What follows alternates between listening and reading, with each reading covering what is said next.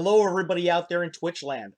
I'm Carlos A.S. Lysing, and welcome to another episode of caslHawk Chronicles. This will be episode 3 of our ongoing series.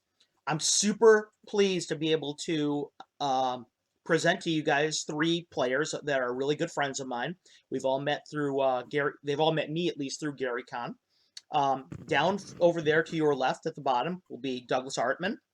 He'll be playing, as you can see, Ruslan van Susvaren. Tim in the middle, Tim Decker, and you'll be seeing that he's playing Dennis Goodloam today. And over there on your right is Jason Wyndham, my good buddy over there in California, who's playing Commander Nurion. Gentlemen, it's great to have you on the show. Thanks so much for being willing to play tonight. I'm going to go down just to let the guys tell you a little bit about themselves and their background before we launch in the game. Doug, why don't you go ahead and you lead off for us, buddy? Sure, I'd love to. Originally moved all over the place from Colorado. Here I'm in Kansas City. Lifetime gamer from about around 1980, 81. Started off with the box sets, basic, expert, and AD&D, and haven't left it. My first love, and know these guys from Gary Con, and I'm just excited to get rolling. Tim, your turn, buddy. Actually, very similar story. Started gaming about 81, somewhere in there. I live in Michigan. I've lived in Michigan my whole life. And likewise, met you through Gary Con and Doug. So I'm looking forward to rolling some dice. And Jason, go ahead, buddy. All right. Well, I'm coming from the other side of the country, just outside of San Francisco, California. I guess I'm the new guy at having started in 84, 85. It's crazy, 25 years or more than that, 35 years ago, and you're the new guy. Right, exactly. Especially, when you have people at your normal table that you've been gaming longer than they've been alive, but, whatever. But same story as these guys, got started with the basic box sets, those Elmore covers drew me in. And have progressed through the different versions.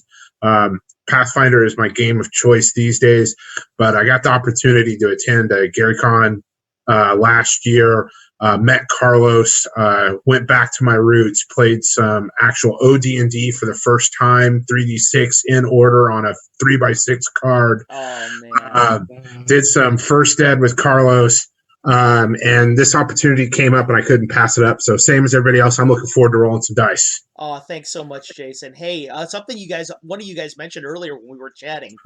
I've been playing since '78. I think I'm the oldest of the bunch of us. I certainly feel like it, if I'm not the oldest. But so one of you mentioned that you played expert before basic. And I did too, actually. I actually was playing the first rule book I should say I actually had was expert before basic. And so I really was kind of a little confused. I was like, this is not really the game I was playing before. I was an 8-year-old kid. What do you want? Or 9-year-old kid. So what do you want? So, but I think it's really, Jason's got a background in one game. Doug and Tim do have different, and I do too. Before we even begin, though, I just want to let everybody know all D&D is good D&D. I don't care if you play Pathfinder, 4th edition, 5th edition, Swords and Wizardry, whatever you guys do. You're all welcome at my table no matter what. All D&D is good D&D. You got to remember, they're just tools in a toolbox. All the sets do something different that they are geared to do.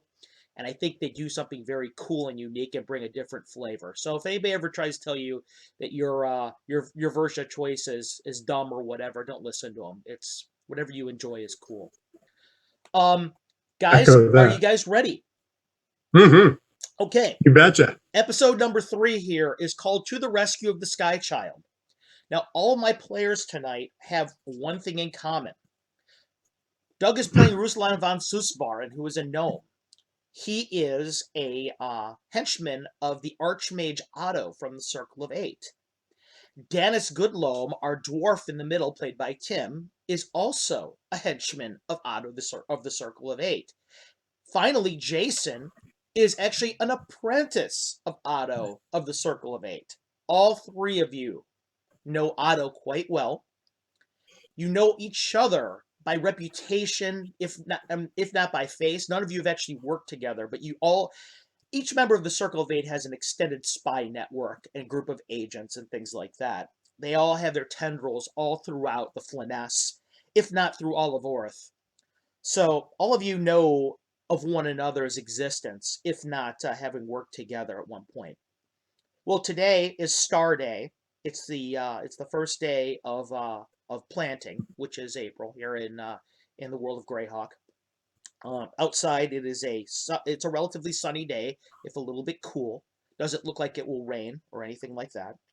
And you've all been summoned to one of Greyhawk's most noteworthy restaurants/inns. It is a place called the Golden Phoenix. Now, the Golden Phoenix is well known as being one of the hangouts for members of the Circle of Eight that live in the City of Greyhawk.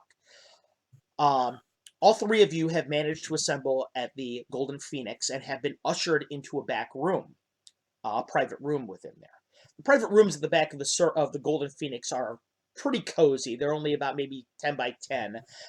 However, they have a sumptuous table in the middle with all kinds of good food in the middle, libations of all sorts from all kinds of cultures. The scents that come to you are delicious and delectable. The room is lit by candles, so it's got this kind of flickering, eerie sensation in it.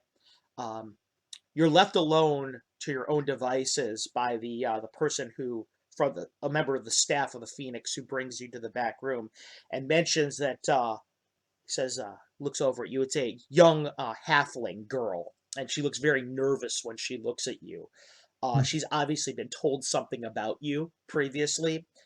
Just the way she has the look in her eyes, and she kind of looks at you in this mix of awe and reverence. And she says to you that the Archmage Otto will be here in about 5 minutes. He says he's running slightly late. So if there's anything that you need, just knock on the door, and I'll be right here. She nods. I have explicit orders, though, to leave you to your own devices. And she turns around and she leaves, leaving you in the room.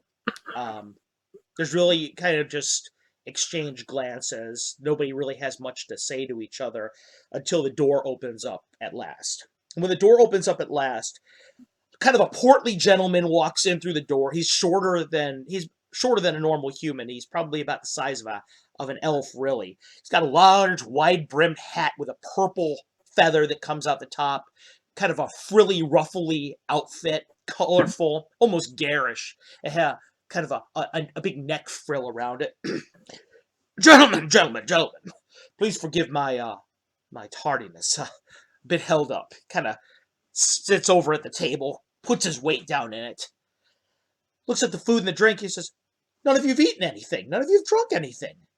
Please, friends, indulge yourself. It's a rare opportunity here for you to engage in such delectable victuals. So please, have whatever you'd like." He says, while you eat and while you have an opportunity to sate your hunger and your thirst, I'll get right to the point. He looks around at all of you. He says, I've assembled all of you here today, obviously because I have great need of your particular skills. Forgive me if it seems like the only time I ever come to your presence is when I need something. I can assure you that our relationship is not simply predicated on personal want or... I'm not Morton Kanan. He chuckles a bit. He says, but this is extremely important. We have a situation that is advanced quite rapidly. He looks around the table at all of you. It's advanced at such a degree that all of you, quite frankly, you were the closest of my agents that I could call here on a very short notice.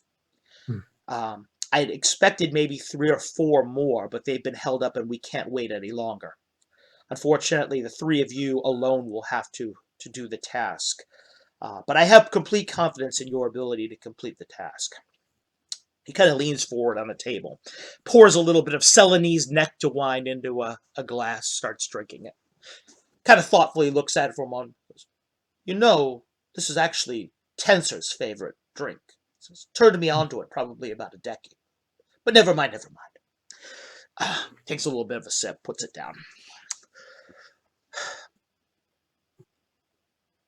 All of you may or may not have heard through your various own agents in the Free City that there's been some unrest recently. It started about 2 weeks ago. Perhaps some of you might have heard of the concert that was held over by the Citadel, at the foot of the Citadel, by the Sirens of Greyhawk. During their performance, they managed to unearth the existence of a new cult of Ayus within the Free City. He sighs a bit. He says, well, I did my own due diligence on that, being one of the Circle's agents that actually dwells in the Free City along with the lovely Jalarzi. I like to keep my finger on the pulse of what's going on within the city. Obviously, this is the heartbeat of our continent, and anyone that could control any aspect of the city gains great temporal power for themselves. But anyway, I've discovered recently that there has been movement by the cult. About 15 years ago, they managed to secure the purchase of a local bakery. At that point in time, the purchaser was not known to have been a cultist of Ayus. There were some eyebrows raised in the garden quarter when this bakery was allowed to be left vacant. No one really understood why someone would purchase the thriving business and then let it go to ruin, but it was no one's business really but the owners, so everyone left it at that. Well, my understanding is that there has been something afoot at this bakery. Known cultists of Ayus have been going in and out of this place. Of course, doing my own due diligence, I scried the place heavily through a crystal ball. What I discovered was quite troublesome. Some of these known cultists were going in and out of the place. They were bringing in very large bags that could easily be used to hold entire individuals. They would go into a back room within the bakery and they would disappear to my scrying. Clearly the place is cloaked, it's masked against outside eyes. What I have learned through my own other spies is that there is some kind of captive being held within this edifice. This person is known as the Sky Child. Now, I don't know anything else about this individual, but the cultists of Ayus are up to something. And whenever they're up to something, it means that it's something that we need to at least understand, if not put to rest. Therefore, I would task the three of you with infiltrating whatever kind of installation that they're developing here. Find out what they're up to. See who this captive is. If you find that this captive may be something that could compromise the Free City's safety, or might increase Ayu's own power, then I would bid you rescue this Sky Child, whoever it is. However, your safety is also paramount to me. If you were to discover that this is that you find that this is perhaps a feint of some kind, or perhaps all they're doing is gathering power, then just see what you can do to gather information on the place, and then leave as quickly as possible. I'll expect all of you to report back to me tomorrow here at the Golden Phoenix at the same time. If any of you have not arrived by then, I will make a clandestine call to the Free City's directing oligarchy. I'm sure they will quickly send in the city guard to discover what is amiss. The only reason I'm not doing that right away is I trust the three of you to move with stealth and with skill beneath there. If I were to send in the cavalry right now, the chances are quite good that the cultists would just disappear, and we wouldn't have an opportunity to learn anything about what they're doing.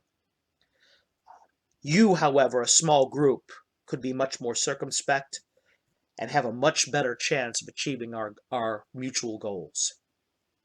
He looks across the table, sweeps across your eyes.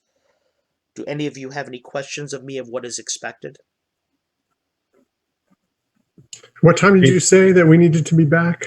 At this very same time. He says about noon tomorrow. Okay. If you need additional time, find a way to get a message back to the staff here, and I will forestall my contact with the directing Oliart. He nods. I would expect this place to be heavily guarded. I would expect it to be heavily trapped. He looks over at Danis very carefully when he says that. He says, I would expect it to be patrolled regularly. Therefore, perhaps bringing blood and thunder magics into the place may not be your best strategy. It may be best to move with stealth and cunning. However, you are all experienced adventurers. You have all committed many, many missions for me in the past. I trust that whatever path you choose to take will be the proper one. Where is this bakery? He says it's in the garden quarter of the free city of Greyhawk, he says, with a little bit of a smile. He kind of smirks a little bit. Says, if you were to follow the map of a map of the free city of Greyhawk, it is only but probably a half hour's walk from here, along the grand promenade. Gives you an address to the place. He kind of muses a little bit as he thinks about it. He says, it's not too far from where my former colleague, Odaluk, once dwelled. He says, I don't think that may have anything to do with this, but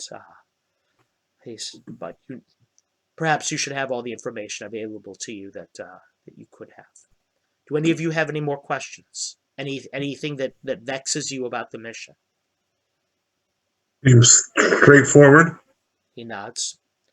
He says, very well then. He says, I will leave you to your own devices. Perhaps you should get to know each other a bit before you set off. In the meantime, I have other business. I have an engagement at the Royal Opera House, and in the meantime, I will do what I can to gain more information from you. If I learn anything while you are down in the dungeons, I will do what I can to relay a message to you. Ruslan and Danis, as you're doing this, you can't help but notice there's something on Tamander's shoulder and kind of goes down his arm. It seems to kind of fade in and out of existence like an illusion. It looks like something scaly and red, like a snake of some kind. It kind of, well, almost like the Cheshire Cat will kind of fade in and out of existence. Otto stands up and looks at all of you and says that I will take my leave of you then for the moment. And he stands up. He says, in the meantime, he says, please feel free to finish the food and the drink. He says, it wasn't cheap, and smirks and walks out the door and leaves you to your own devices. Thank you for the food and the opportunity to serve. We hope we can do well. He nods. He says, I have the utmost faith in the three of you. He says, I consider you more than just henchmen. I consider you friends. He says, I would not ask this of mere mercenaries. He walks away. As he walks away and when the door closes, whatever is kind of circling Tamander's arm realizes its shape, and it's the size of, it looks exactly like a red dragon to all of you, except it's maybe about 1.5 feet long with a tail just as long that curls around the wrist and kind of strokes the knuckles of his hand. Looks up at you and says, absolutely fascinating. Looks up and smiles at you. Tamander, what do you make of all that? Well, it seems that something is afoot, and as always, Azuz is trying to cause issues, as you know, Lady Lair. Maybe we will see what we can do to cause some confusion for him. She smiles a bit. A little bit of smoke kind of curls out of her nose. She goes, I do like confusion. And she looks over at Danis and Ruslan. Dears, you're staring. Kind of smiles a bit. Looks over back at Tamander. At this point, I would like to ask the three of you who will be the party's caller. That is a very good question. Who will be the leader of the party, the nominal leader? I can call. Okay, Douglas, you're the leader of the party. You're the caller. Okay. What will your party be doing at this point in time? Will you guys be conversing to one another, or will you leave immediately on your mission?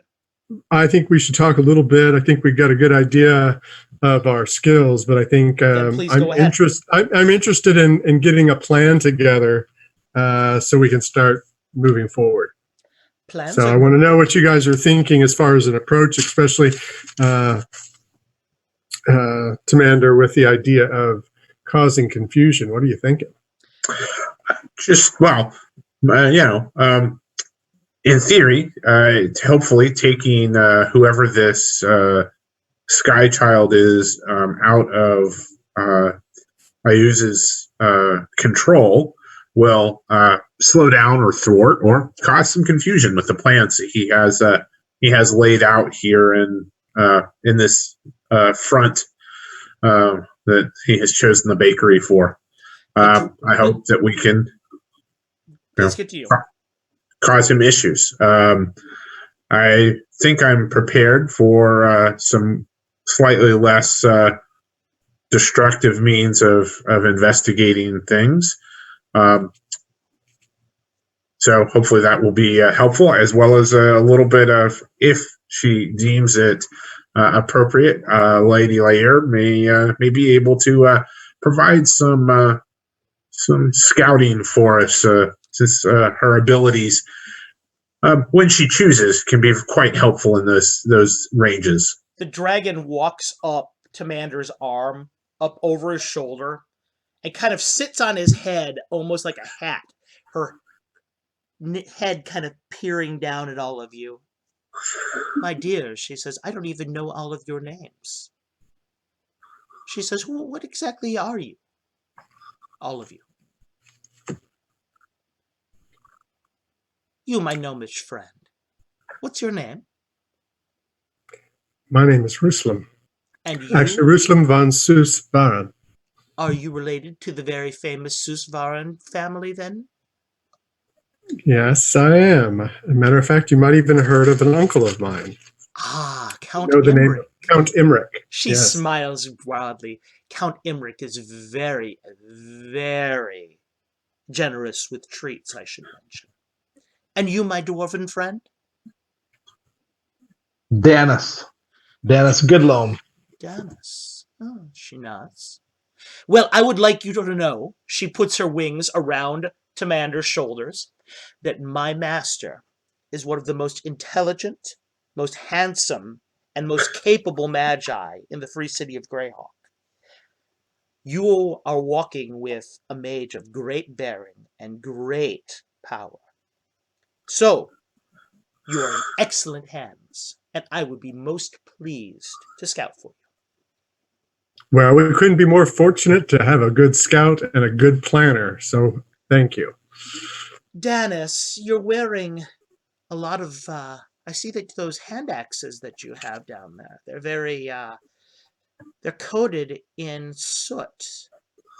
That seems to me the kind of person that would want to be hidden. Is that true?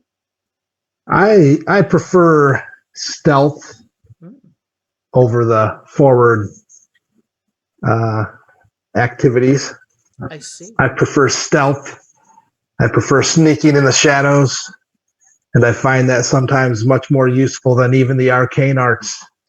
Well, I should tell you this. My master, as good as a sneaker as you might be, whenever he wants to sneak, is the best sneaker in the free city of Greyhawk.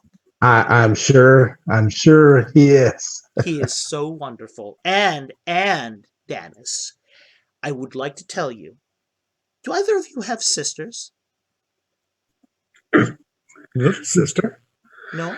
That's too bad, because my master is an eligible bachelor, and he would make a fine husband for either of your sisters, if you had them. She nods. Well, we'll see if we can't find him a suitable mate while we're together here the next day or so. That would be splendid. I'm always trying to find the right woman for him. He's just so picky, that's all. He's just picky. And frankly, I would not just let him be with some trollop off the streets. That's not the kind of woman I would want my master to be with. So at any rate, she looks at the three of you. Exactly how are we going to do this? This is so exciting. You see her kind of curl around back to his shoulder, whispers in your ear, Commander. I think you've got them eating out of your hand, Master. Only thanks to you. She laughs a bit. Doug, so what do you continue on with your conversation? Oh, yeah. Well, I'm going to ask Commander, you and your most fortunate friends you have, can your friend change form? Not particularly change form, but she does. She is able to blend into things. Her coloration can change to help her. Camouflaged friend, I would say. Yes, exactly. Kind of, I think raised her eyebrows a little bit, like. Dennis is over here chuckling to himself. I may have some abilities that could be suitable good. when needed. And can you hint to us on what some of those might be without giving us too much? Well, I've been known to be able to blend into surroundings and sometimes even fool people into thinking that I'm who I'm. Ooh, that sounds like a very, very useful ability. I believe it could be very useful in this situation. Master, do you want to tell them about the time that you charmed all those handmaidens, those half-elven handmaidens over at the Green Dragon Inn? The one time? I think it would be thought best. You blended in very well that day. Yes, but we probably should stick to what the task at hand is versus stories today. I see. maybe when we return and we have a drink to celebrate. Ah, indeed.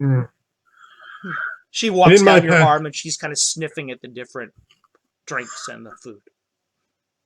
Yeah, I say that we continue to enjoy this meal. I can say one of the things that is important to me is both to guide and protect my friends. And I have means to do so. Very noble. It's too bad you don't have a sister. She starts drinking out of one of the goblets. So what are our options before us? What's on the table? There's meats there. There's cheeses. There's all kinds of breads that are there. There's roast. There's vegetables there.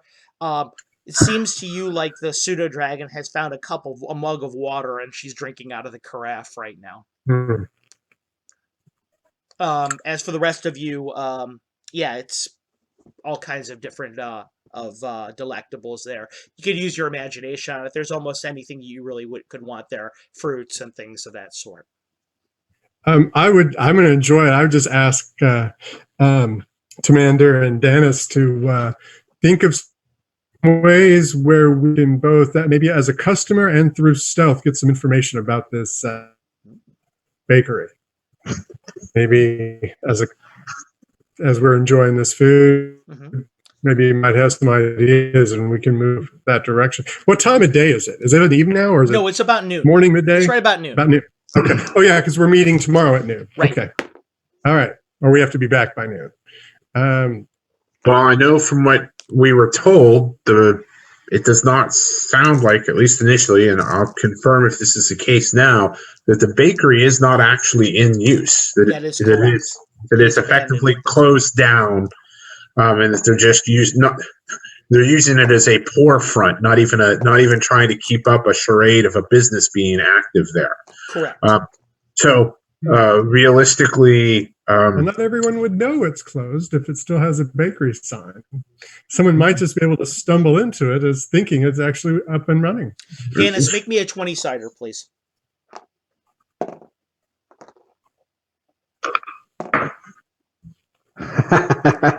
A 2.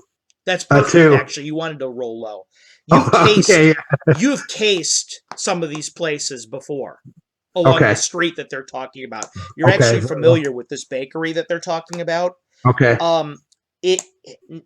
There are people that do go in and out of there that you've seen. Previously, the Thieves Guild told you it was off limits. It is Okay.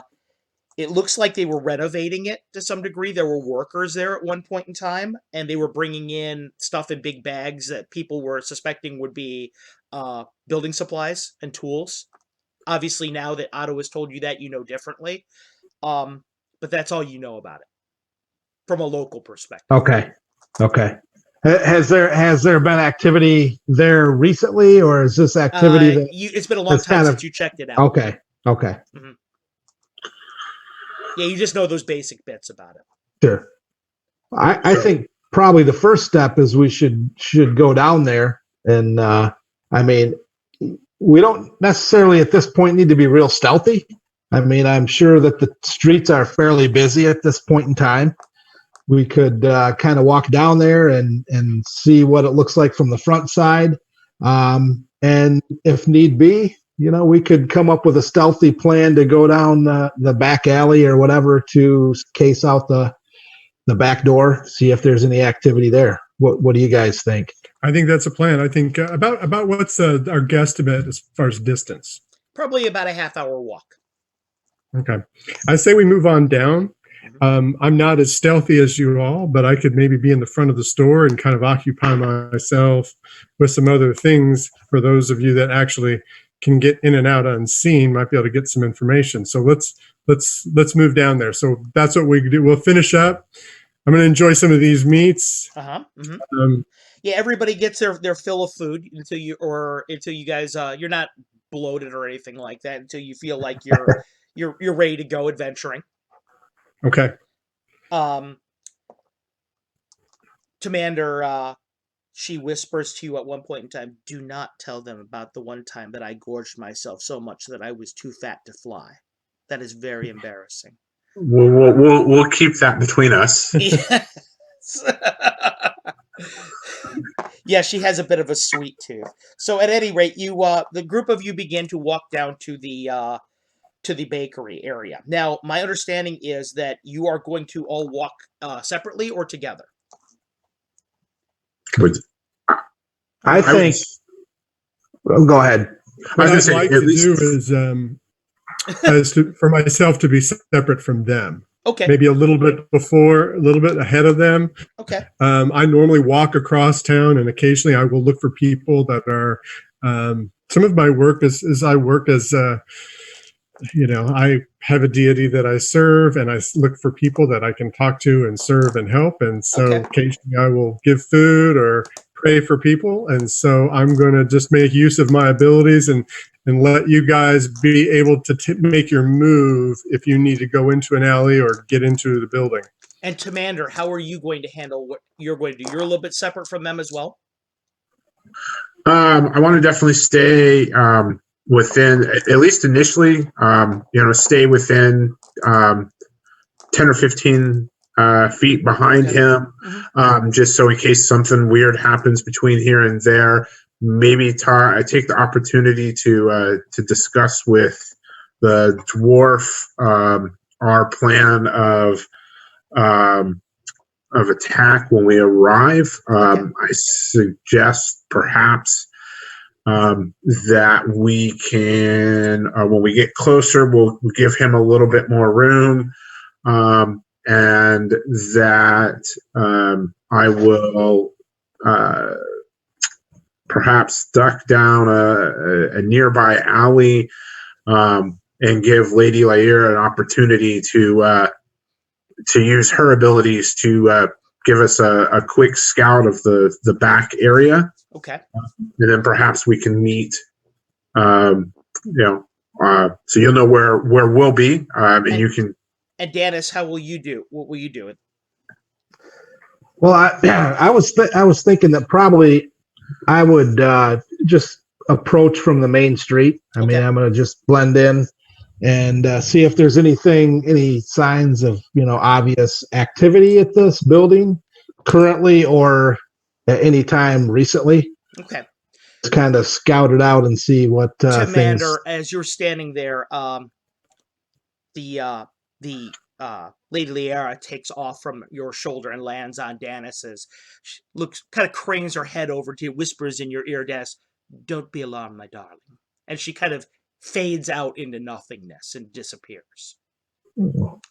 And before we break, I will ask my friends to keep an eye open for a way to possibly get me in a casual way. Maybe I can slip in from the alley, and also if is there a basement, or as much as you can about the place. See what we can do. Commander, you could actually kind of a little bit sense through Liara a bit to some degree, kind of empathically. She's giving you information back through that insubstantial soul link that you have. Ruslan, as your group goes, it's a pretty busy day in the Garden Quarter. Okay. There is a big garden festival that is taking place in the city at this point in time. In about a week and a half, 2 weeks, they're going to have their gardeners festival which is a big deal within the Garden Quarter. Obviously, it's stuff like people will bring their prize fruit from their garden there, or they'll bring their animals there to be seen within this big menagerie that's there. So as a result, it's very easy for you to become lost in the crowd. Okay. Ruslan, as you walk forward, you actually happen to see a group of dwarven miners that are looking like they're buying fruits and vegetables there. You recognize them from the chapel, so it's really not too hard for you to begin talking with them. Okay. And Commander, I usually keep... You're kind of about 15 feet away, trying to look nondescript, I understand. Sensing through Liara. Well, Danis, you walk up to the front of this bakery. Mm-hmm. This is what you see when you walk up to the front of the bakery. The door is normal. All the windows have dust all over them. There's a sign in the window. It says closed. You can see footsteps that are all over on the inside through the glass. To the left of the building, it looks like there's a tailor's, and to the right of it, there's a shoemaker's.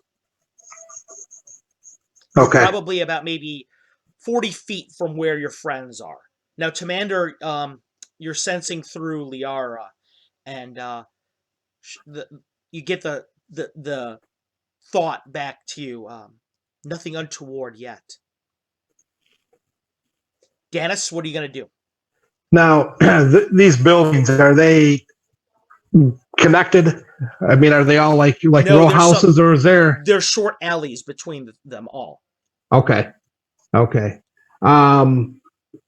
Now, based on my knowledge of the city and the area, would it be very suspect if somebody were to go down one of these alleys, or is that common? Okay, not at all. In the free city of Greyhawk, man, there's all kinds of dirty, underhanded background stuff going on. So right. So it's not at all unusual. Okay.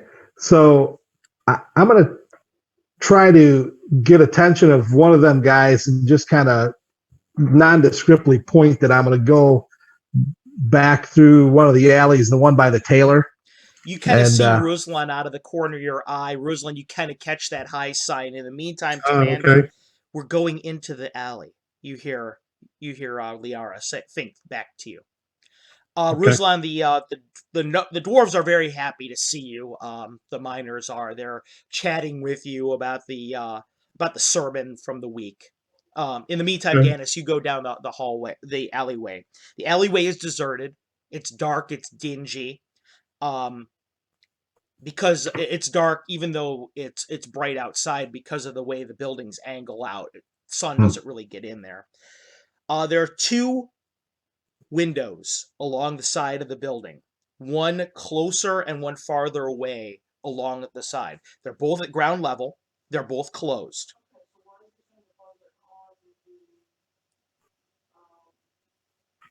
What are you going to do? Now, looking in the first window, do I see anything of interest? I know you'd said from the front side I could see some footprints in the dust. No, you look at it and you get the sensation looking at it that there's nothing really. This hasn't been used in a long time, but that's going to be part of the problem. Is looking at a window like this, opening it is going to probably create a little bit of noise. It's going to create a little bit of a disturbance. Okay. Is this a 1-story or a 2-story? It is a 1-story with an attic. With an attic. Okay. Mhm. All right. I want to continue further back Okay. towards the backside, and I want to be very careful and quiet. Okay. Obviously, to not, if there's any activity on the back alley, to not draw attention. Master, I sense nothing but rats in this alleyway. So far, we're in good shape, I think. Dennis, you're walking down the hallway, I should say the alleyway. One of the things I'm going to do while he's doing that, if I can, sorry to interrupt. No, that's fine.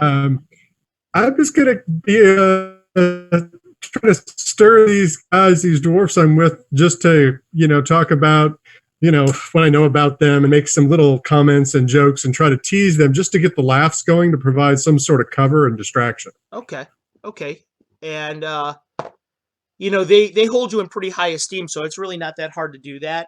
You do see some people looking at you guys, give you guys some looks, especially because it's the dwarves that are laughing. These are usually a gruff bunch. So, Tim, could you roll me a 6-sider? Got a 4. Okay. There is a very strangely well-worn brick along this wall. Okay.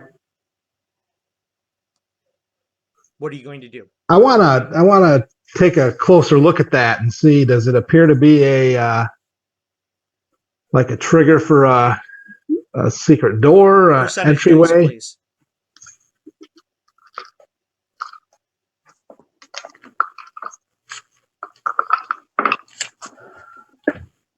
44.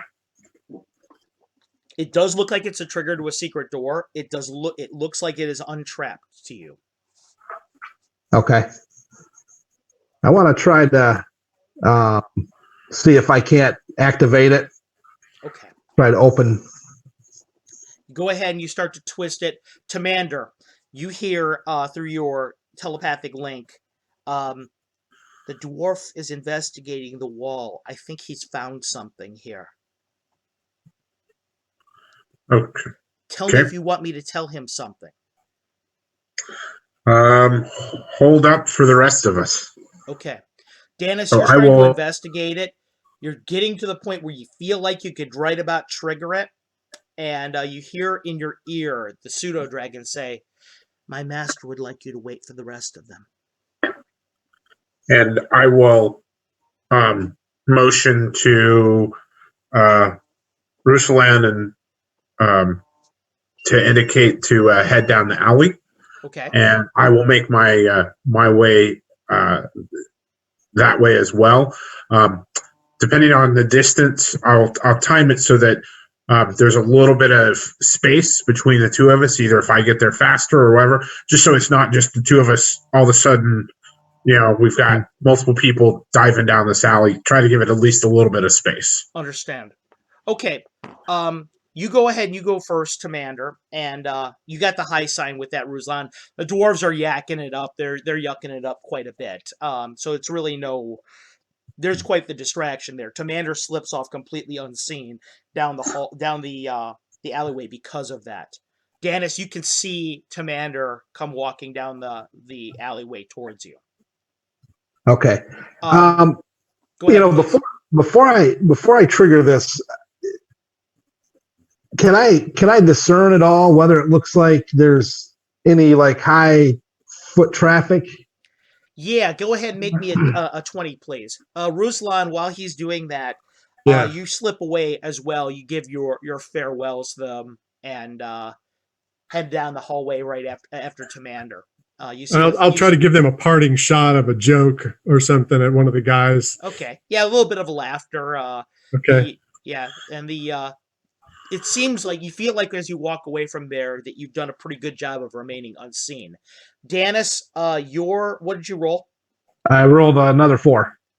Yes, there is foot traffic here. Quite extensive foot traffic. More than towards the front door by far. Okay. This is clearly how they're coming and going from the place. Okay. Ruslan, when you show up, the three of you guys are all there. Dennis, you feel the weight that's on your shoulder leave, and Commander, She lands. Lady Liara lands on your shoulder again. I'll reach up and pat her on the back and She good nuzzles job. your face a little bit. She says, she looks at you. She says, "I had to do all the dirty work while you were gone, my dear." As always. She says, "Well, one of us has to be the brains of the organization. When you're not here, if the responsibility falls to me, of course." Of course. Dennis, are you going to go ahead and trigger the secret door? Yeah, Dennis is just watching the spectacle of the two of them having their little, back and forth, and he just shakes his head and he mumbles something about, mumbles something about, we got to get back to work here, the time's wasting. So Dennis, you go ahead and you trigger the secret door. Yes, the secret door, when you pull back the stone, part of the back of the alleyway shifts like a pivoting door. All right. Okay. Allowing passage into a dark area. Okay. You smell a little bit of smoke, like candles. Okay. At this point in time, for the caller of the party, Ruslan, I need a marching order. Okay. What do you got? How are you guys going to proceed?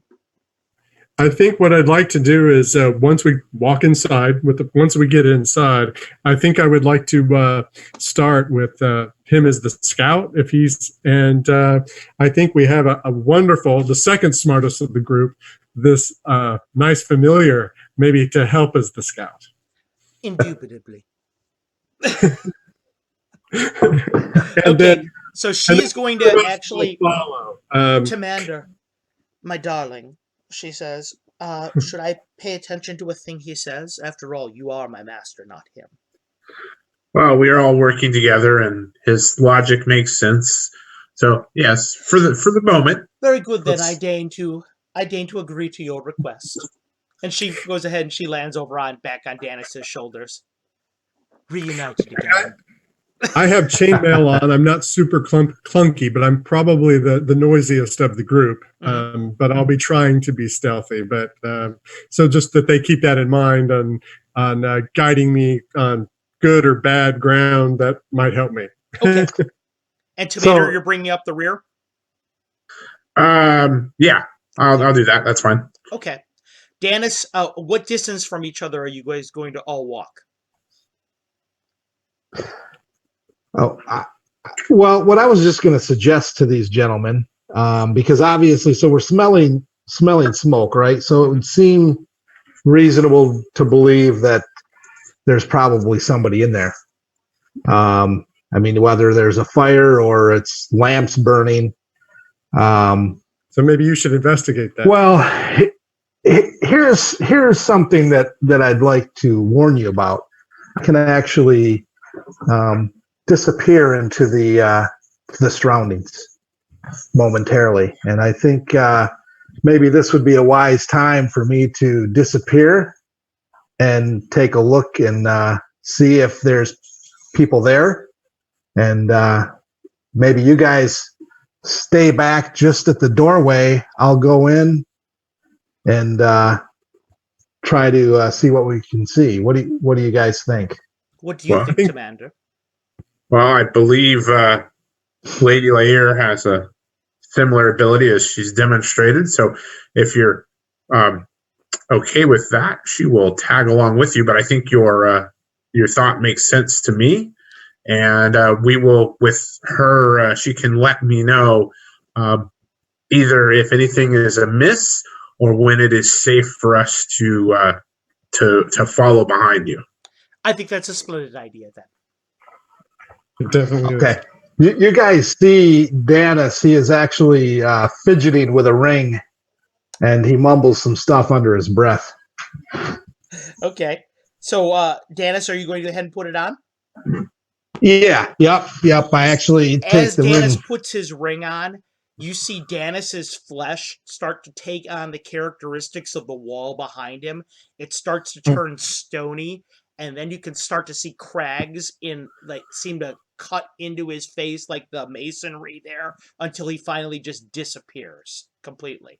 And there's just a familiar hanging in midair. And then she looks at both of you and then just winks out of existence as well. Wow. Dennis, are you going to go ahead then? Yeah. Yep. I'll proceed in as quietly as possible. I don't want to go too far in. I want to. Obviously, it's dark, but I'm able to. When you say As that a you're going to dwarf. go in as quietly as possible, should I read into that as a move silently attempt? Yes. Please Yes. roll me I a certainly percentage would. dice. Yep. 18. Oh, excellent. Okay, good. So you roll. Go ahead and you roll. You see Danis walk like it's like disappears, and then what's weird is you don't even see his shadow. Even his shadow seems to have blended into the ground. And as he Do we walks hear? away, you don't hear a word. You don't hear a sound. Nothing. Danis, you walk into the area beyond the secret door. Beyond the secret door is a 10 by 10 area. That's all you see. There's a shelf on the wall behind you that's built into the wall. All right. Maybe it juts out 6 inches, and on it is an oil lamp. Okay, it's burning. Okay. The scent, as you get closer to it, you recognize it right away. The oil that is burning is the human fat. Actually, it's actually burning the fat of people. Wow. The middle of the floor is dominated by a great spiral staircase made of iron that disappears into darkness going downward. Okay. So how far in is the staircase from the secret Only door? probably about 5 feet. Okay. And I'm not seeing anybody. There's no No, one in but this you're a room. dwarf, so I need you to make me a 6-sider right now. Okay. I got a 6. You're looking at this staircase and you realize that these guys are not dumb at all. Dwarves are natural engineers, and you're looking at Sure. this thing and you see they've intentionally allowed this thing to rust and go into disrepair. If you were to walk down this thing, it is going to make so much noise, squeaking and pitching and moving. It's like a natural alarm. Okay. No. So is this like a spiral staircase? It is a that spiral staircase Okay. that goes downward, made out of iron. I think You know I'm going to retreat back Uh-huh. and let these guys know what we found, and we'll have to come up with a plan and how Okay, to proceed. Danis, go ahead and explain. Go ahead and role play it out.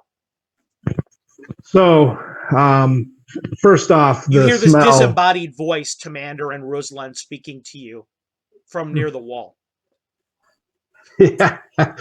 Wow. So first off, there's a lamp in there, and it's burning, sickening smell.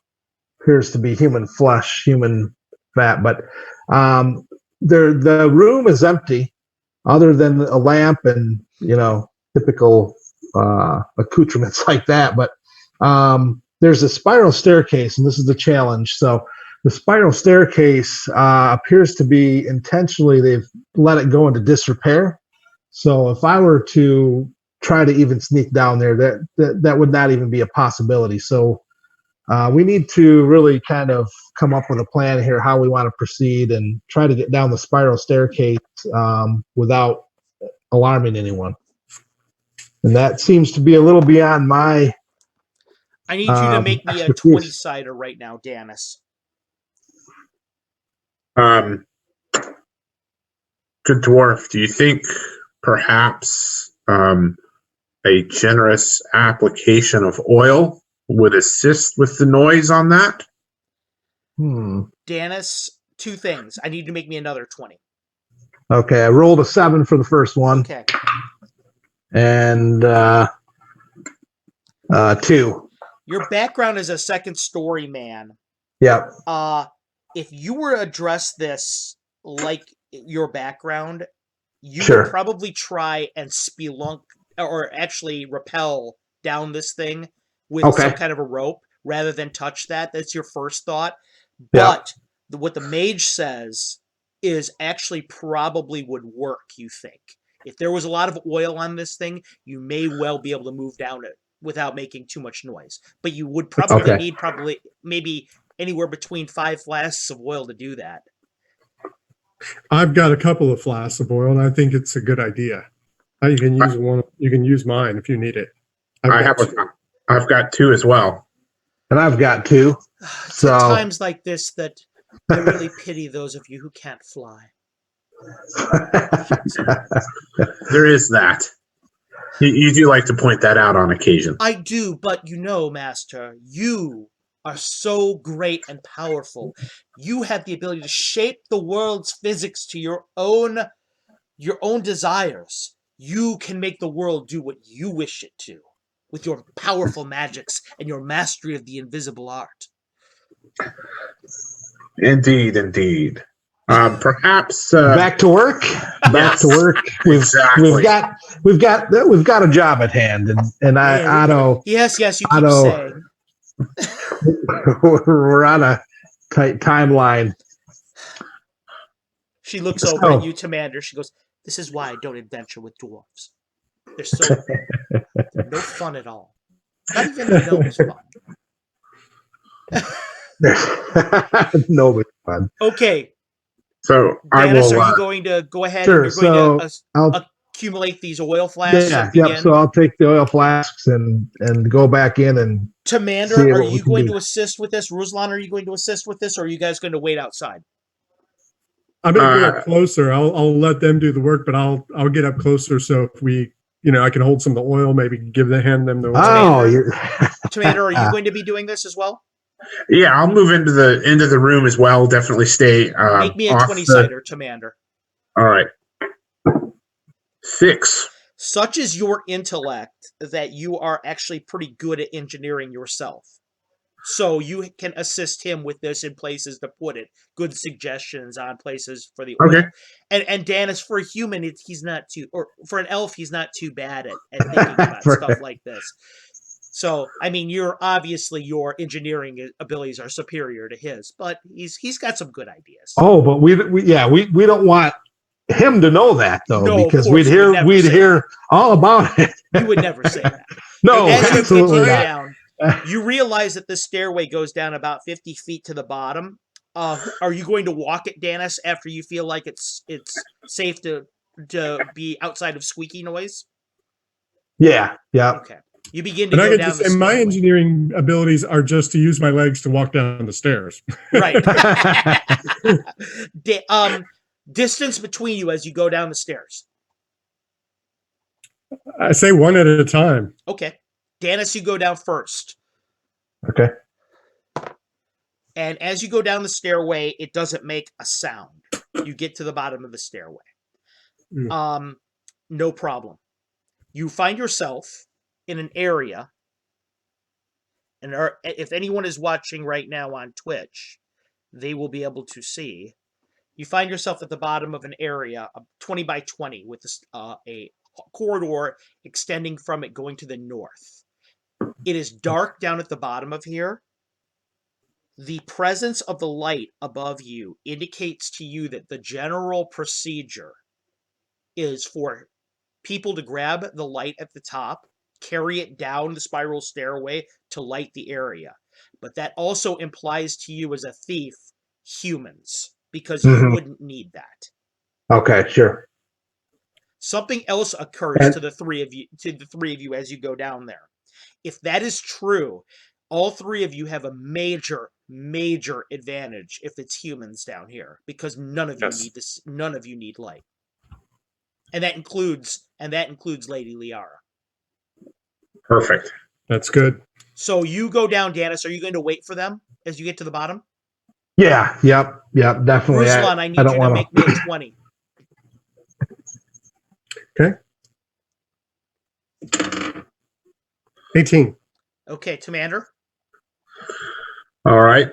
And I'm going to take my time. And if I start hearing it to start make noise, I guess maybe the oil's starting to kind of, have moved down. I'm going to pause and I may take an alternate route. Okay. 2 on my D20. Oh, excellent. As the three of you continue, you all convene down at the bottom of the stairway, and there is no sound that it makes. However, Ruslan and Commander both see signs of something that they find quite disturbing. Ruslan, you have enough experience in the theater of combat to know when there are the presence of war animals. And Commander, You can smell them with your sharp elven senses. There's dog down here. You smell wet dog, Commander. And Ruslan, you see the evidence in the corridor of a war dog, at least one. So the three of you should be aware that there are sentries down here, there are dogs down here, which means as soon as they sense you, they will probably bark, and that would be a very bad thing. All Caller, right. what's the play? The plan is how confident, Commander, are you on getting past these dogs? That is a very good question. I'm looking. Danis, 20-sider, please. 20. Okay. Your background as a thief tells you this. Usually when there's dogs, you got two choices. You silence them somehow, whether that means kill them or spell, or you distract them. You actually happen to carry something on you just for such an occasion. That is why the fact that you do not have a pet animal, you carry animal treats with you. Okay. That is why you as a thief would do that. Now, Right. Now, the problem is you don't know where they are, so it's hard to tell which is going to be a better move for you. Okay.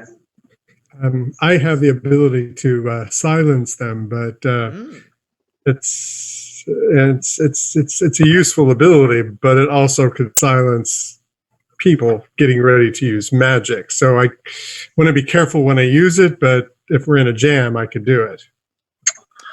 Ruslan, another move that people tend to use with that spell is some people will cast it on an object and roll it at people or throw it in their midst. Mm-hmm. That's another move people do with that spell that you've seen. So if you get in a jam, you could also do that as well. Okay. Commander, I believe that you're at the back of the group right now. Danis is at the front, along with Lady Liara, and Ruslan is in the middle. Is that still correct? Yeah, that's still correct. Unless you guys got an idea, but right now I think that's a good plan. So one thing, Carlos, Lady Liara, I know she has a poison sting. She does. My recollection, is that a sleep or is that something sleep else? Sting? 25% of the time you sleep forever. Okay. But more Really? often than Okay. not, it puts you in a catatonic state. Okay. By the way, just as an aside, that is super duper nasty. As I did my research on it, if you fail that save against that, you can kill a 20th level dude, no problem with that. With a 2-hit dice pseudo dragon. Come on, man. I thought it was some kind of I thought it was pretty potent, which is why I wanted to confirm before I. That's a lot of words for super game and balancing, but that's okay. Anyway. Yeah, they weren't too worried about that. Anyway, it works in your favor, so that's all you guys should care about. So what are you guys going to do? My assumption is that Lady Lair is going to be a very unique scent that would probably be picked up fairly easily by the dogs. Yes. Do we have anything that we might be able to conceal not only her but our scents as well? And with her chameleon, invisibility type ability. Maybe she could perhaps, if needed, use this sting of hers if she deigns it so, to at least temporarily and maybe permanently remove these dogs from our path, such as it is. I will do whatever is necessary to defend you, Master. Believe me. But as far as cloaking our smell, I don't believe we have anything like that. Danis, what's your move? You're at the front of the group. Going to continue down the hallway? Yeah, I'm thinking that we should try to continue down the hallway as stealthy as possible. Okay, Danis. Are you still using the power of your ring?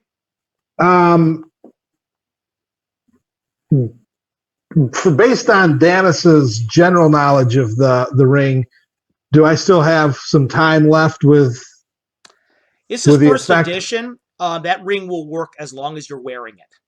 Okay. Okay. All right. Yep. Okay. Yes. Absolutely. So you're wearing the ring and you're dealing with that. Dennis, you're Yep. standing out in front of a door that breaks immediately to the west, about 20 feet down the hallway. The corridor ends abruptly. Make me a 6-sider, please. I'd like to A 4. Okay. Sorry. You listen. You're standing there. Nothing unusual. There's that door that's right in front of you.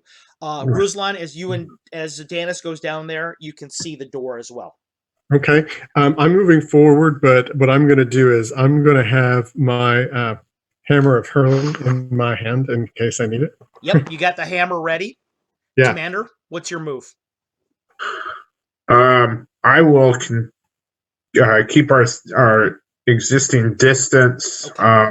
Though I do want to make sure that I have my I'll have my wand of power in one hand. Mm-hmm. I will have I'm gonna have the components for sleep Right. at hand as well in my other hand. Lord Danis, you should know that when my master brings the wand of power to bear, it's serious business. Just so you know. Commander, Danis, you're standing there in front of the doorway with Liara on your shoulder. Where do I find one of these little dragons? That's kind of cool. Play a magic user next time and ask for one. I'll hook you up. Hey, I didn't ask.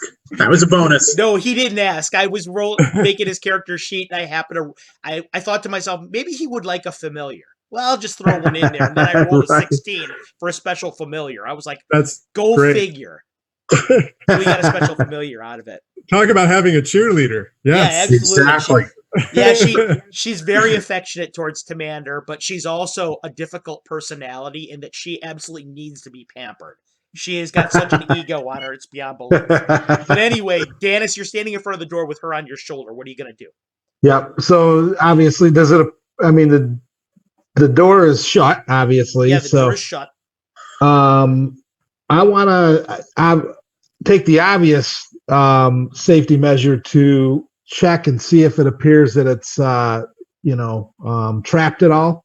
2 sets of percentage die rolls So, for me, please. And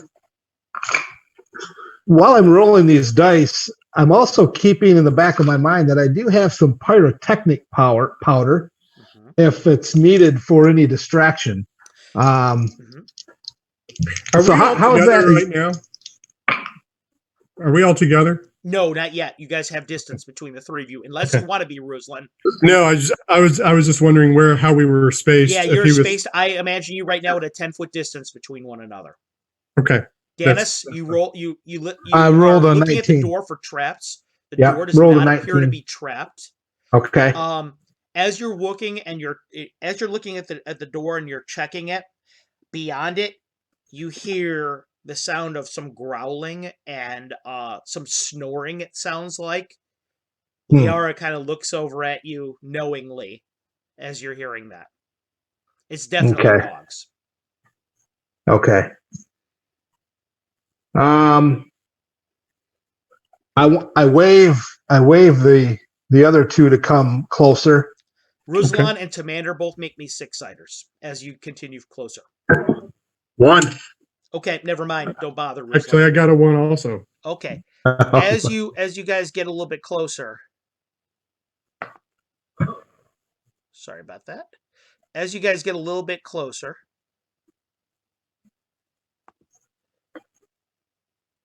you are aware that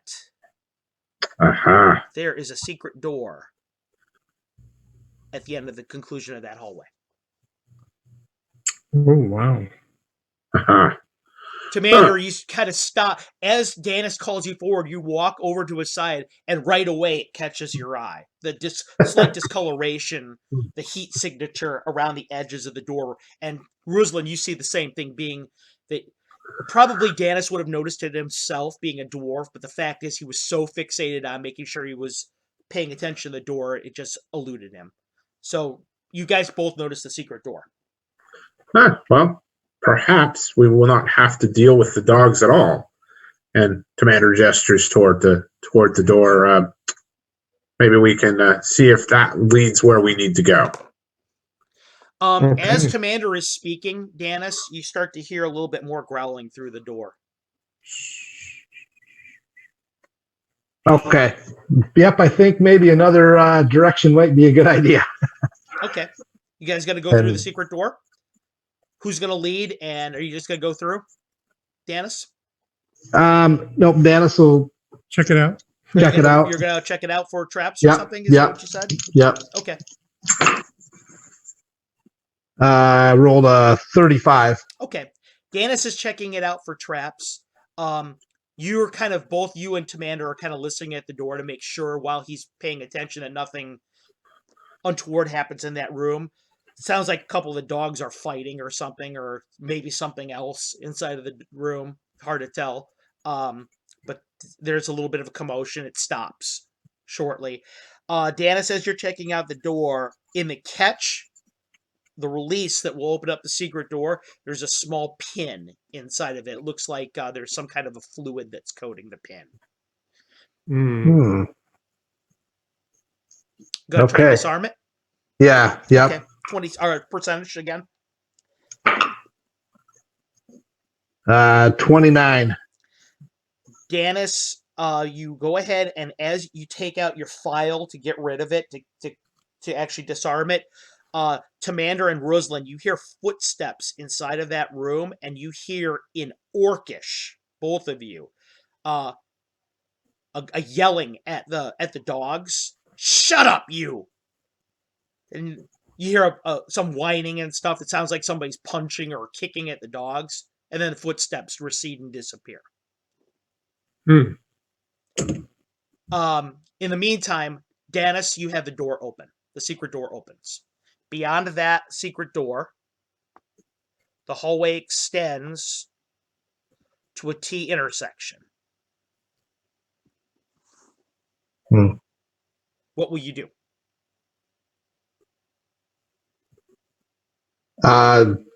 Gentlemen, what do you think? Which way should we go? I think we should continue on down. Okay. I'm just going to delay here just for a second, make sure that there's no more sounds coming from that room. No, the sounds get really quiet in there. These animals are probably cowed by whatever was in there that was kicking them or punching them. So they're doing their best to be quiet now. Where he's going down, can we see? Is it like a slope down? No, it's dead. It's dead level. Dead level. Dead level. Danis, you continue. I think we should move forward. Yep. I'll continue down. Danis, which way are you going to go, to the left or to the right when you find the T intersection? I'm going to go to the left. Okay. Danis begins to go to the left. Okay. What is this, kind of like a cellar floor of brick or stone, or what is it? What is the surface? You're looking at it closely. It is like a basalt. It looks like it is a. It's like a blackish kind of stone. It is not native to the surrounding area. Okay. They're doing something weird here, and it immediately strikes you what Otto said about how it was impossible to scry the area. It's clear to you that this stuff must have some kind of property that prevents scrying. And does it kind of look like we're in an area that looks a little newer? Yes, for sure. Other than yes. Okay. For sure. This area has been excavated not long ago. Okay. Okay, Danis, you went down the hallway. Are you going to continue forward? Yep. Okay. Absolutely. Ruslan, you and Danis are looking for traps for weirdness in the flooring. Neither one of you sees anything because you're both a gnome and a dwarf. You have that ability. And as for you, Commander, you are looking for secret doors and such. Of course, always. You get down to the hallway, to the end of the hallway, and there's an open area, 20 by 20, with a door in its south wall. In this 20 by 20 area with the opening of the south wall, the middle of the room is dominated by a large table of some kind. Looks like wood to you. All over the top of it are all kinds of cutlery, decanters, carafes, pots, pans. Along the wall, the west wall, there is these gigantic wooden pantry doors. Everything in here is strewn around haphazard. It looks to you like a kitchen that nobody takes care of. Commander, the smell from inside of that larder is horrid. It smells like death. I'm angry. Yeah, it smells like death. To you, Danis, when you're looking at the table, a little bit closer of inspection of what's on the table, you see what looks like a halfling's kidney. You see a human eyeball on it. You see an elvish, like some part of an internal organ that's unrecognizable because it's been butchered so much. One of the decanters is still full of cheap grog. One of them's full of water. All right. So obviously this room's been used recently. Very recently. So this table is for preparing stuff. It's not an eating table. It's not. It's kitchen. Preparation of food. Okay. Wow. Food.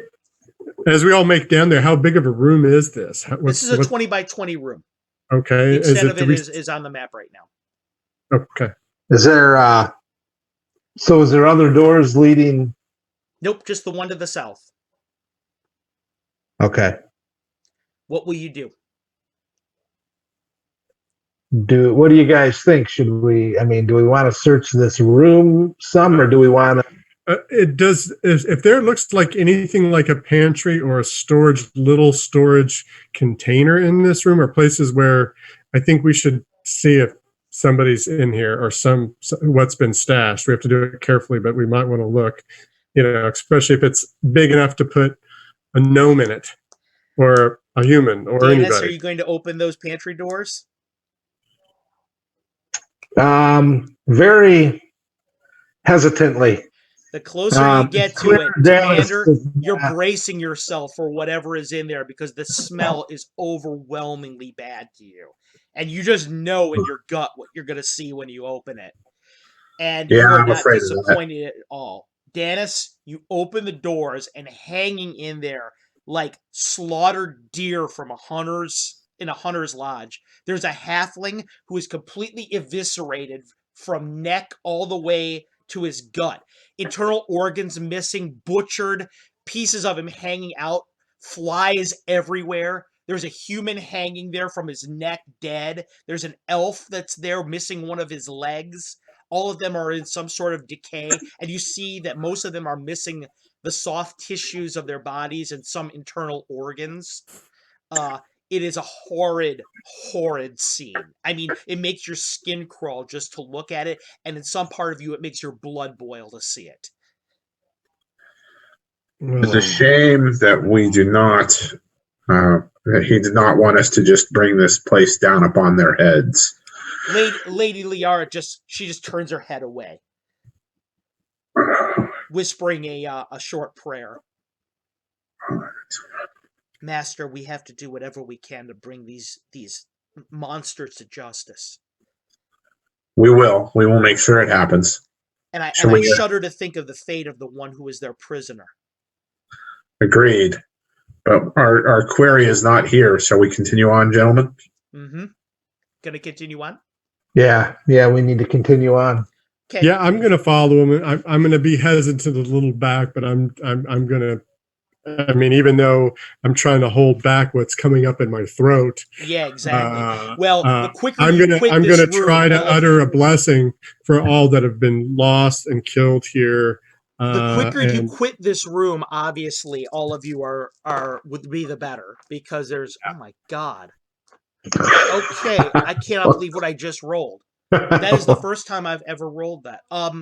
Ruslan, as you say your prayer, you suddenly feel filled with this energy. Something just like rests upon you.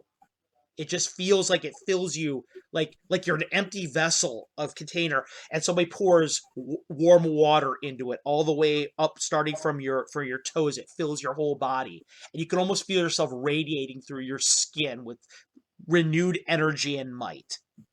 That is the first time I've ever rolled a 0-1 on a divine intervention roll. Wow. That Wow. was you're filled with the holy might of Ula right now, Oh my. who actually has taken notice of your distaste for the situation and your righteous anger. So who goes through the door first? You gonna check it? What are you gonna do? You know, I, out of character for Dennis, he doesn't check the door Okay. because he is so angry. He's burning with indignation to move on and correct this wrong. He becomes careless, Okay. and so he opens the door. Okay, you open the door and you move forward. Yeah. As you move forward, you continue to go down the hallway. And I am definitely, now that I've been filled up, I'm ready to go. I'm making up ground. Okay. So I'm staying back, but I'm pretty ready. soon, Commander, these two have outpaced you. They're side by side down the hallway, and you're bringing up the rear. Dennis, you and Ruslan continue down the hallway. Until I will try to catch up and attempt to quietly see if I can rein them in a little bit. Gentlemen, this what we have seen is disturbing beyond what anybody should have to deal with, but and these people will pay, but it does not change that we have a task, and we must keep our heads about ourselves. I have not known many to let their skills slip, in moments of anger. So let us try to remember that. All right. I appreciate the encouragement. Thank you. Elves always think that there's forever to deal with anything. Well, there is. No. There is. Well played, brother. Okay, so you continue down the hallway, and eventually you reach a door. I'm pulling up the other map right now, forgive me. But there we go. As you continue down the hallway, there we go. There we go. You guys have to forgive me a little bit. This is the new part of my technology that I'm integrating. So there we go. Okay, you continue down the hallway, and you reach another doorway. What will you do? Well, we'll now that we've had a little time to walk it off, Dennis is going to check the door. There. Just kind of look around, see if there's any percentage die for me, Dennis, please. 48. Nothing. Okay. Okay. Dennis goes through the door. Yeah. Dennis, you go through the door, and as you do, you see another chamber right over there, 20 by 20. All right. Okay. Inside the 20 by 20 chamber, the west wall has a rack on it, a kind of a bar that's fixed into the wall.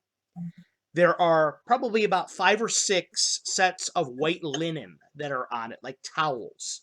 In the middle of the chamber is dominated by a 10 by 10, about 5 foot deep, excavated square area that is filled with water, clean water. An exit leads away from here to the east. Commander, I need you to make me a 20. Ruslan and Dennis, you need to make me a 20. 8. Commander, something strikes you about this. Orcs don't take baths. Right. Dennis? 5. A 5. Dennis, the excavation on this is very recent. The water on it looks natural to you. Seems to you like it looks like someone's bathhouse. Ruslan, what'd you roll? 15. Ruslan, there is something disturbing about that water to you. Something about it puts you on edge. Are we aware of when that for Ayuz and his followers and the rituals that they may use for power, of them requiring the subjects to have been cleaned or anything along that lines? In fact, they usually want them to be in as much discomfort as humanly possible. Okay. There is something unholy, something not right with that water, guys. Don't go near it. Master, I smell flowers down the hallway from here. Okay. It smells like orchids. No. Lilac.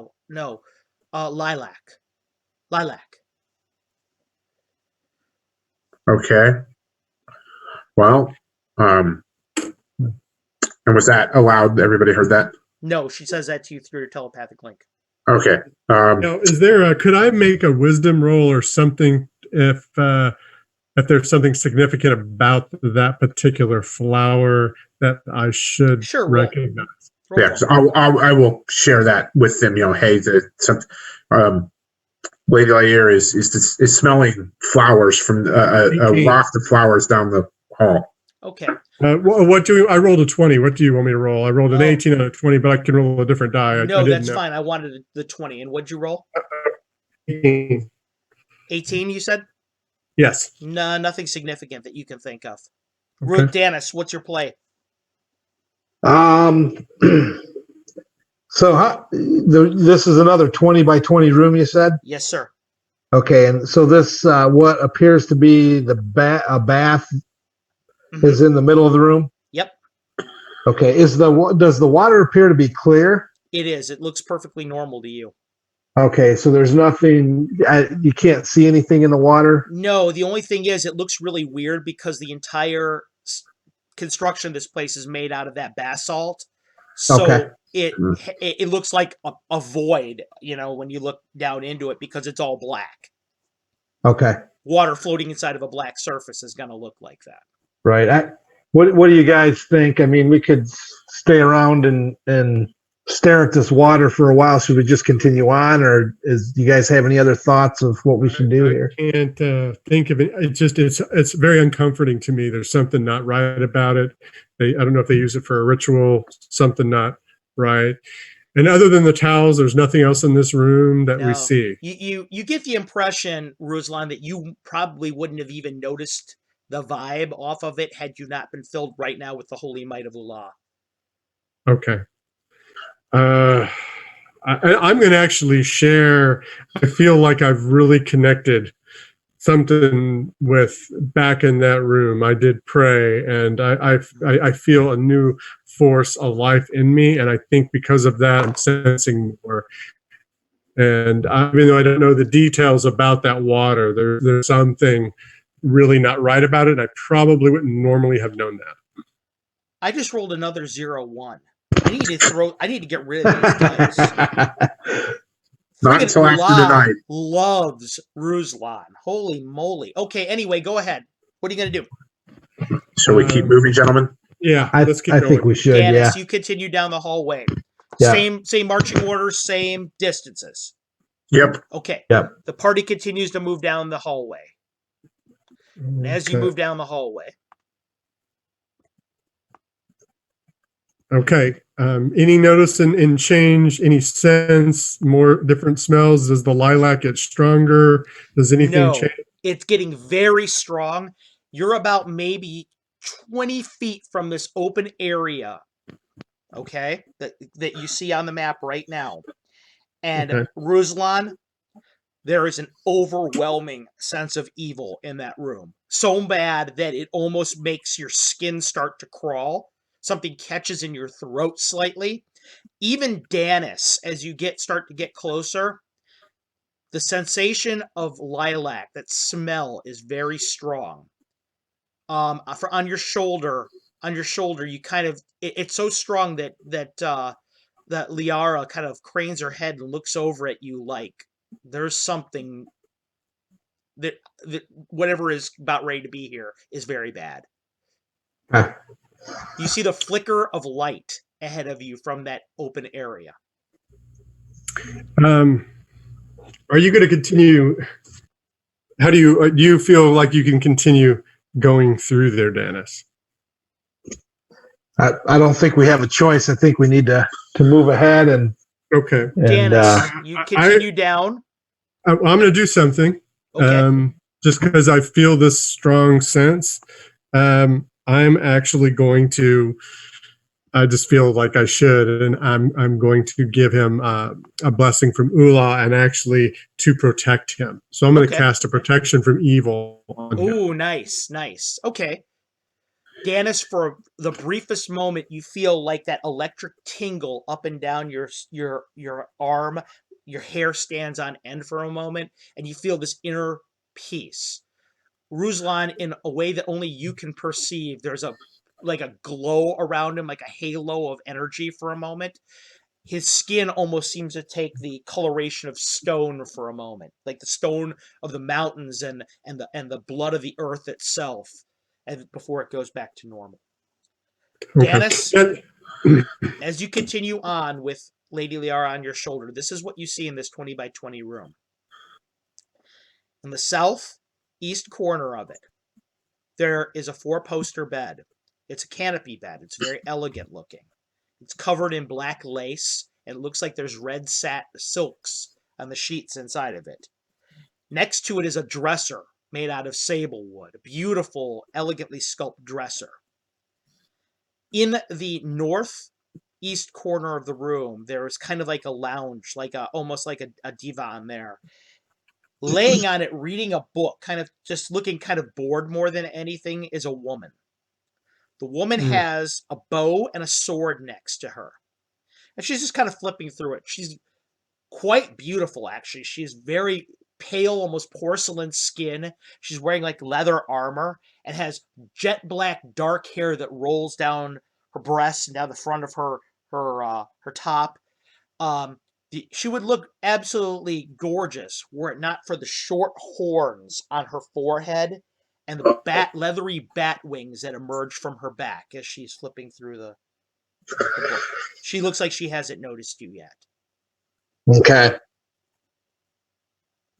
So the others are behind me a little bit. Master, there's someone in here, and it looks like she looks like a demon. All right. Dennis, what are you gonna do?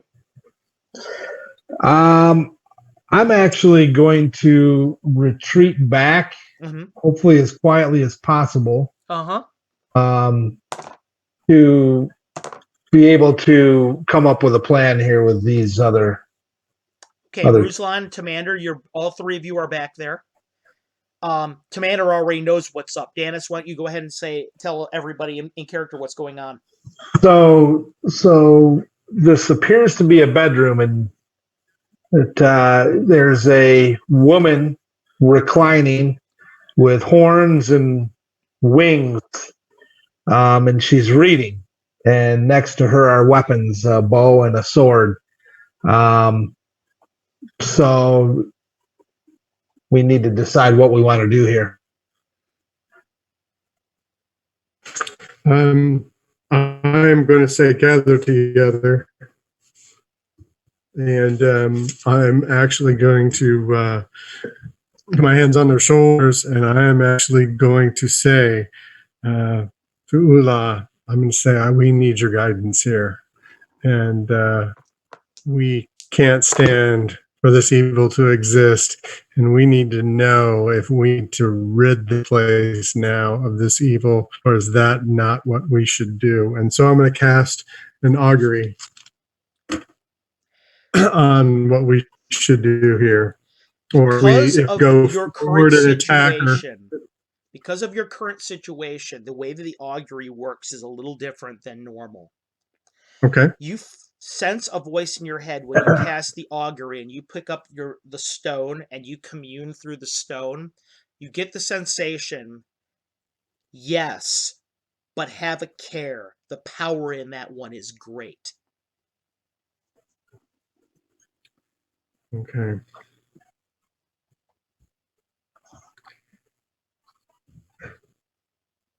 Dennis, what was she wearing? Black leather armor. Leather armor. Symbol of IUs. Yes. Okay. I think while we have safety, I think that we should move forward, but we should do it very carefully, and we should have a very tactical plan. That I can do is on her, I can cast a silent spell that would keep the room silent from spell use from at least 15 from her. If anyone wants to cast a spell, stay out of that range. That's something we could do, and I can also try to hold her, and I have my hammer. What do you guys have to bring to the table as far as an idea to try to take her down? Commander. I do believe I would start with trying to enfeeble her, to reduce, if your spell is successful in silencing her and reducing her potential magical abilities, I will start with attempting to weaken her physical abilities with enfeeblement, and then I will see what she thinks of the magic of missiles. Dennis is mumbling under his breath something about hopefully he's not going to use that spell that causes someone to dance a silly dance. I like to dance, but I'd rather wait. Hopefully, Master, I have an idea. If she can't notice Dennis and I, Dennis, if you could sneak into the room, I'm willing to attack her on one side to draw her attention to me. And as she turns, perhaps it will open you up to maximize your ability. That would be a good plan, because I definitely would have the advantage, wouldn't I? You would. All of you would. It would be very dangerous, Master, but I'm willing to take that risk for you. If you are, Lady Lear, I think we would all appreciate it, and a great evil will be dismissed from this world if we are successful. Well, a dragon of noble bearing could do no less. I will flitter into the room and prepare myself. When you will know when my sting takes effect, then perhaps you may let your might fly shortly afterward. All right. And while we're there, I'll say, may Ula's heart and her strength be upon you. And I'm going to give everybody a blessing, which raises their rolls and such.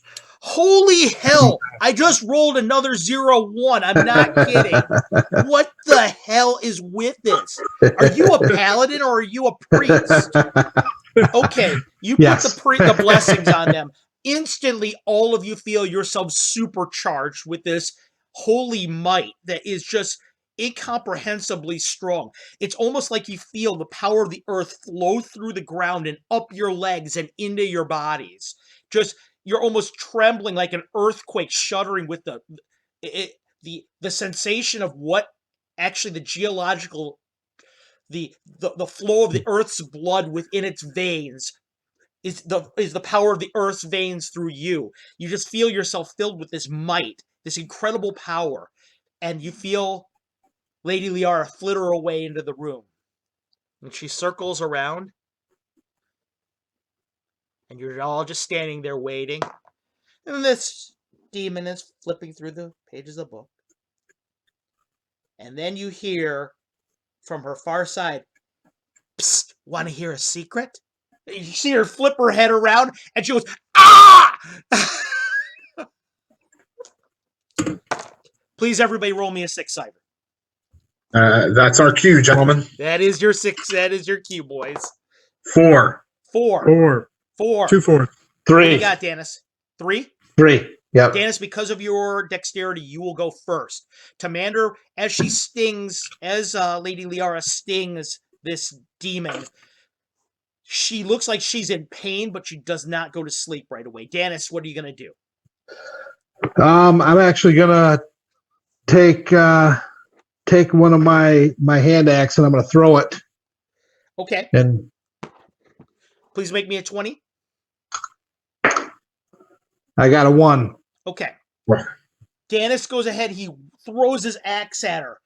It misses her head clearly, hits the wall, but rebounds back and flies right back to his hand. Snaps back to the ground, to his hand. Ruslan, you're next. Okay, I'm going to step forward and cast a silence spell on her leather armor. Oh my goodness. I cannot believe this. Okay, go ahead. Make me a roll, please. Or no, it's not your roll. You see him step forward, and he casts a spell. Holds up his holy symbol of Ula. It's like a talisman hanging there. Yeah, it's And a mountain defeats with her a red magic ruby in the resistance. center. It defeats her magic resistance. She turns to you and hisses out this curse that doesn't make your ears. Your turn, Commander. All right, I step forward and point the wand at her, and I believe a nice black ray of such. Yes, it's so weird because there's no sound in the room whatsoever. So as Commander reaches out his wand to her, this crackling bolt of black energy comes spiraling out of the front of it. This gout of enervating energy hits her straight in the chest, but there's no sound to it whatsoever. It's like this amazing movie being played forth for you with the TV completely down. It hits her square in the chest, and you see like almost a little bit of like a double negative of her body behind her, like it's ghostly double negative. And as it hits her square in the chest, you see her kind of scream out, but nothing comes out whatsoever. Gentlemen, surprise round is over. Please make me another 6-sider. 1. Okay. 2. Okay. 3. 3. Well, look at that. And Liara beats you all with her 4. Okay, so she's going to go ahead and try and sting her again. And she succeeds on that. And let's make a saving throw. That's a success. And okay. Lady Liara stings her again, and she looks like she doesn't know what direction this demon to go quite yet, because she's being attacked from all sides. Ruslan, you go first, then Danis, and then Tamander. Ruslan, what are you going to do? By the power of Ula, you shall not move. And I'm going to cast a whole person. Nice. Go ahead. Make me a 20, by the way. Okay. 17. It looks like she stiffens for a second and then manages to move forward through it. Her magic resistance shrugged it off. Danis, your turn. Okay.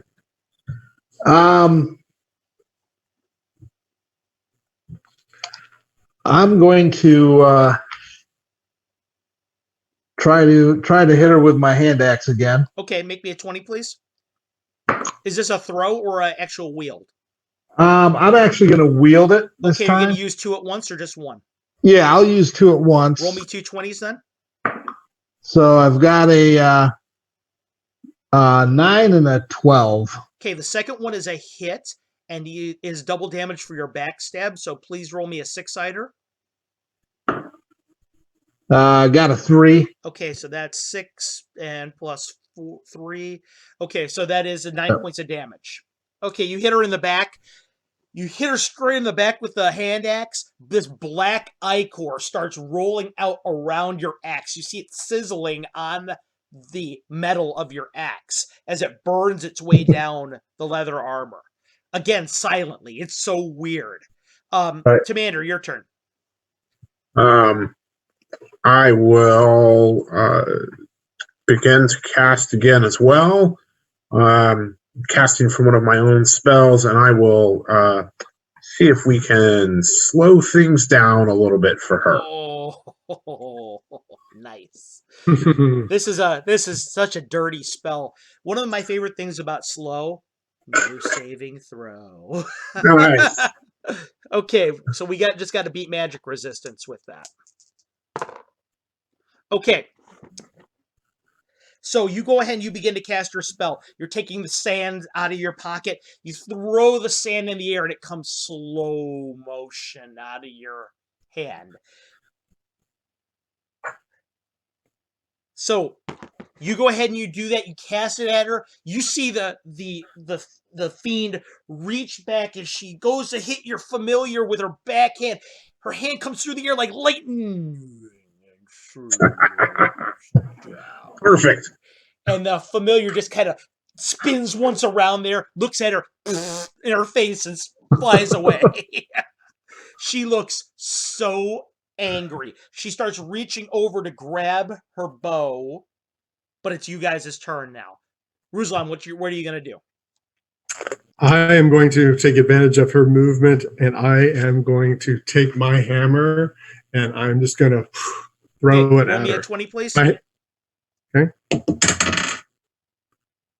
Yes. What'd you roll? Natural 19. Okay.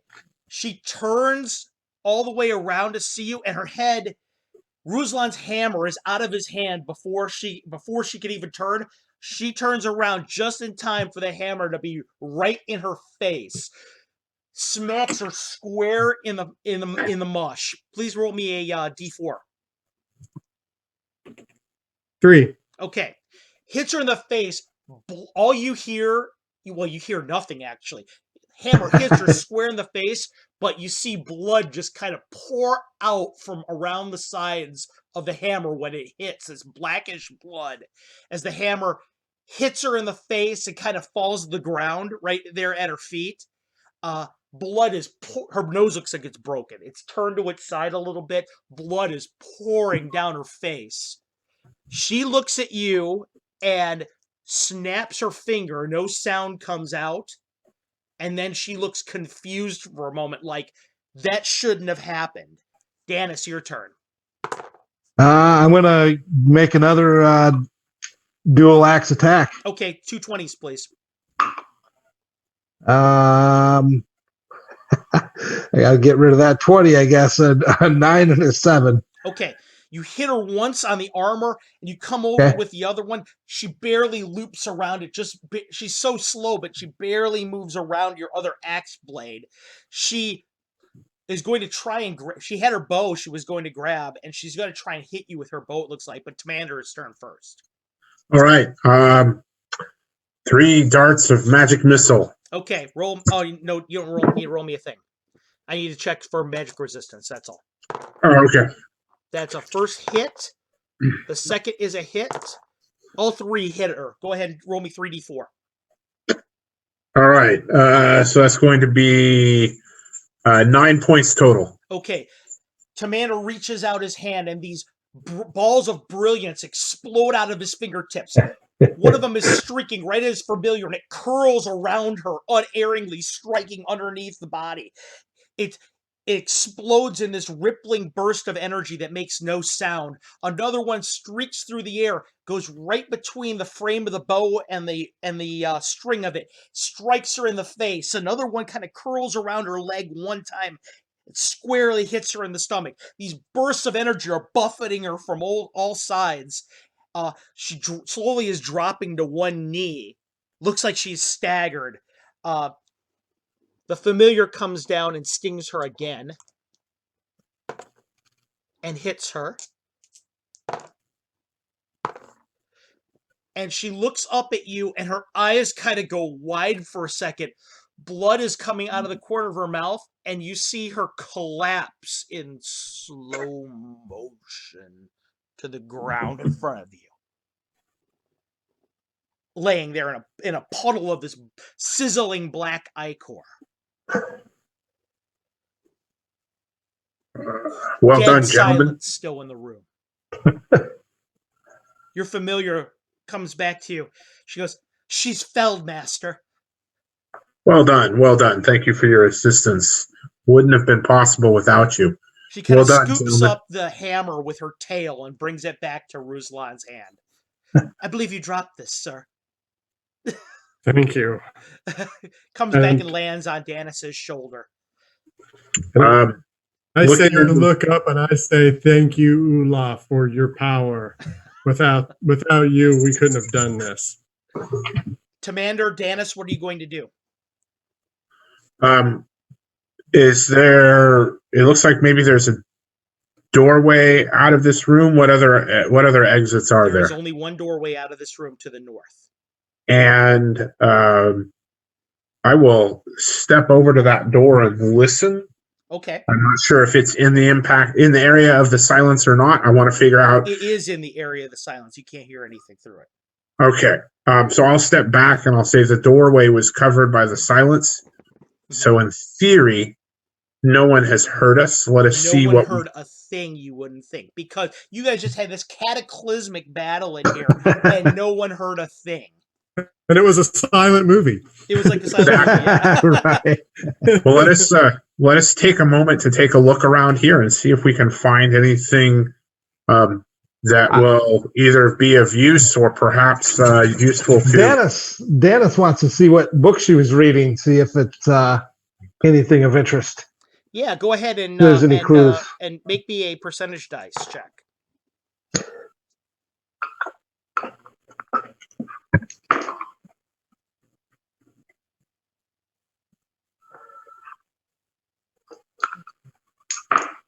Um, 77. Okay.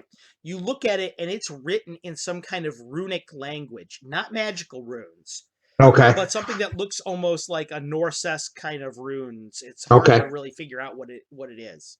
Okay. All right. Commander or Ruslan, are you going to try and read it as well? Sure. Sure. Just to see Commander, if it's go ahead. something about it. Commander has the best chance with his intelligence. Was this a percentile or Yeah, percentile for both of you. 36? Commander, you don't know this language. Shocking. There's a reason. There is a certain rhythm to it, and you can kind of, because of it, you think you can make out parts of it. This seems to be some kind of a list of demands for a ransomer. That's all you can get out of it. All right. Well, interesting. I'll share that with the others. There seems to be demands for some kind of ransom. We probably should hold on to this. I'm sure it will be useful to others. Okay. Yeah. All right. But a ransom. Where is our person? Will you That's being begin to? Are you guys going to go through the door? I was going to suggest we take a quick moment to take a look around the room to see anything else of interest. Okay. Yeah. Perhaps to see if this bow or sword that she had might be of use, or if nothing else, Commander, not leave you them. definitely sense magic coming from the sword, and not necessarily from the bow, but from the arrows that she had. Okay. Well, I will suggest short bow and some kind of magical arrows, a short bow, and a magical longsword of some kind. That's all you know. All right. And who is going to do the investigation of the room? I would imagine that would be Danis doing that. Yeah. Danis, really the only other thing that is in the room that you can really see that might have something in it is this dresser. Are you going to check it out? Sure. Yep. Okay. I'll Make check me it a out. percentage die, please.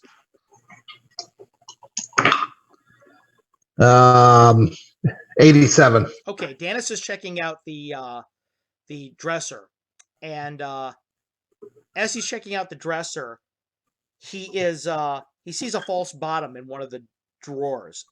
Really, what is inside of all of this is clothing, female clothing of very fine, if scandalous quality. Yeah, there's a lot of like crotchless underwear and things like that. Stuff that you're like, oh my god, garters and things like that. And when you get to the bottom drawer, there's a false bottom in it. As you check for traps in it, you're finding something in it, and you pull up a pair of lace panties off of something, and there's a rune there, and it explodes right away as soon as you see it. Oh boy. Make me a saving throw, please.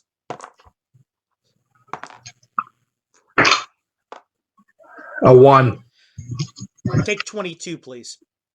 Oh. The entire dresser drawer explodes upwards in flinders and scandalous bits of clothing go everywhere, and you don't hear anything actually because the silence is still in the room. But Dennis becomes like the shadow of himself covered in fire. Like I said, take 22 points of damage. Okay, I'm immediately Dennis looks hurt running in the real room. bad. I'm immediately running in the room and pulling him out. Okay, Dennis is on fire. Conscious. Okay, and I'm going to take the bedspread and throw it across him and try As to you pull put him the out of fire the out. fire, it's so weird. He's on fire, and you pull him out of there because you can't hear a thing. But as soon as you get him out of the threshold, you can hear his breathing start. You can hear the skin sizzling. You hear the fire crackling, and you guys rush to put him out very quickly. Dennis, how many hit points do you have left? 4. Yeah, I thought you'd be in bad shape. Okay, Yeah, how is his? Is he able to look at us and talk? Is he conscious? He's okay right now. He's hurt bad. I mean, Okay, he needs medical attention. Seriously, I'm going to give him a potion to drink. Okay. And I am going to, while he's drinking that, I'm also going to cast, I think, a task to heal his body and to cure this cooked flesh. Ruslan, roll me renew. 2d8, please. Okay. 5 and 8 is Good to have 13. a party healer, huh? 13. Okay. 13 Dennis, points. as he begins to pour the potion into your gullet, and he puts his hands on you, and you feel that soothing kind of energy roll through you. What you see, guys, is across all of his scarred flesh, it starts to be covered with stone. All of it's like in this carapace of stone, which all of a sudden fractures forth, and as it fractures forth, new healed skin is beneath it. That's how Ula's holy might manifests itself. Take 13 back, Dennis. You're in pretty good shape now. nice. Your breathing is back to normal. It's still a sore, but you can go on. Good. Commander Liara is just kind of sitting on the divan, eyes wide, like can't believe what she just saw there. There's a piece of a bra hanging from one of her horns. All right. Shall we remove these delicates and continue on? Hopefully that didn't attract too much attention. Okay. Dennis, are you going to check the door, or are you going to continue to just go through? Yeah, no, well, he's obviously very, very interested in being careful. Yeah, okay, make me a percentage.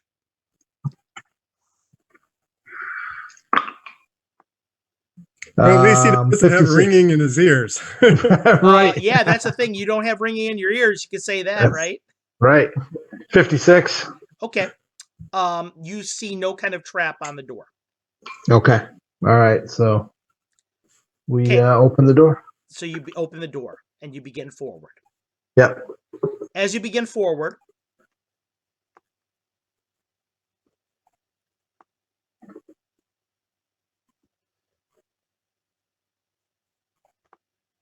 a long hallway extends ahead,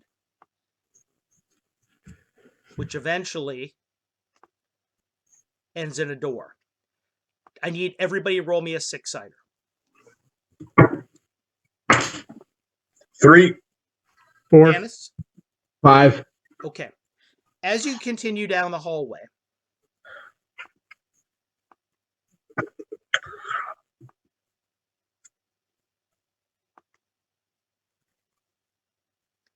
you see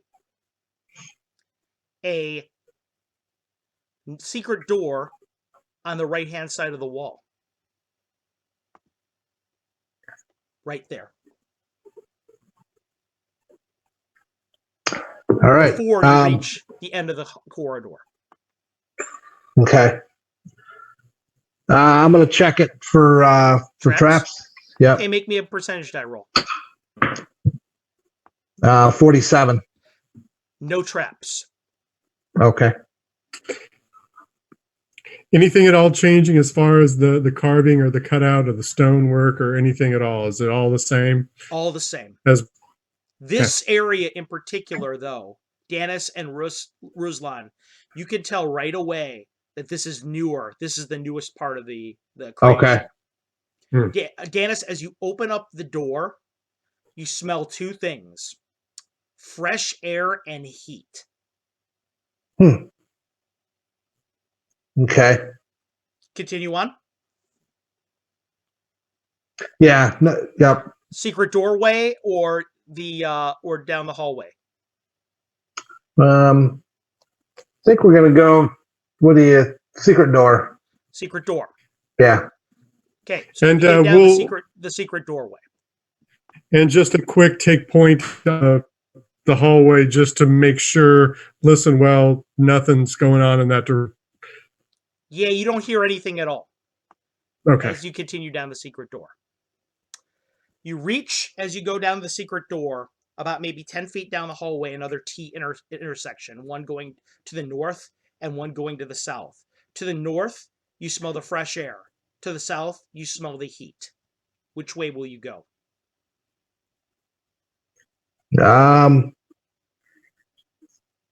What do you guys think? There's one direction where there's apparently heat and fresh air the other direction. Well, there's a part of me that wants fresh air, but I'm thinking we need to go towards the heat. Agreed. Okay, Yeah. you guys go down towards the heat. There's a hallway that extends down to the south, probably about 40, 50 feet, and it immediately breaks to the west. Continuing on, you go another 50 feet, and you see a door ahead of you. The door looks locked. Tim? I'm gonna try to do what I do best and Make me a 20 percentage. 59. There is a trap on it. It looks like there is a small spout there, that there's a bladder connected inside the door. Okay. That is an acid spray. Ah. Go ahead and percentage time me.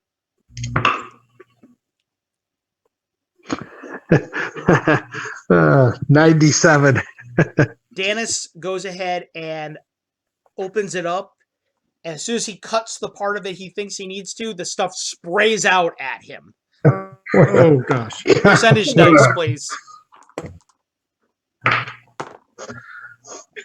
Rough day for the rogue. Save Yeah. him, Ula. Save him. What'd you get?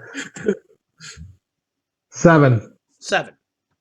But that's a 9 because of the blessing and the other effect right now. So you actually made the save. So take 3, and your skin is burning right now until you're neutralized.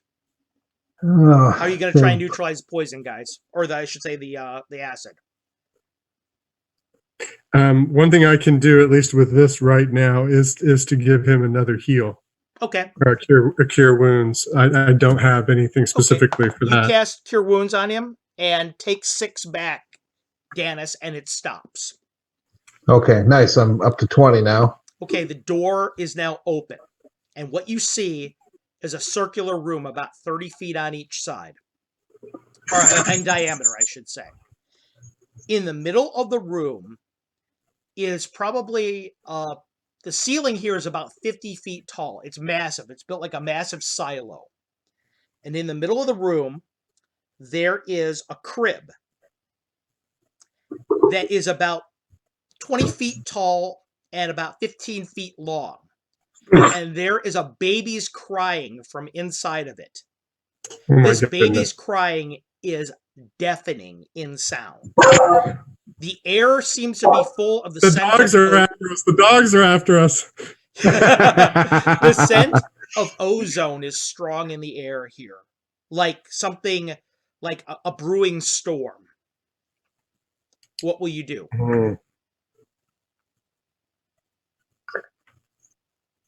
How big did you say this crib it's about is? maybe 15 to 20 feet tall, this crib. So this isn't a regular sized baby then. No, it isn't. I'll look over at Lady Lair. I'm like, can you fly up above that and see if you can see Absolutely.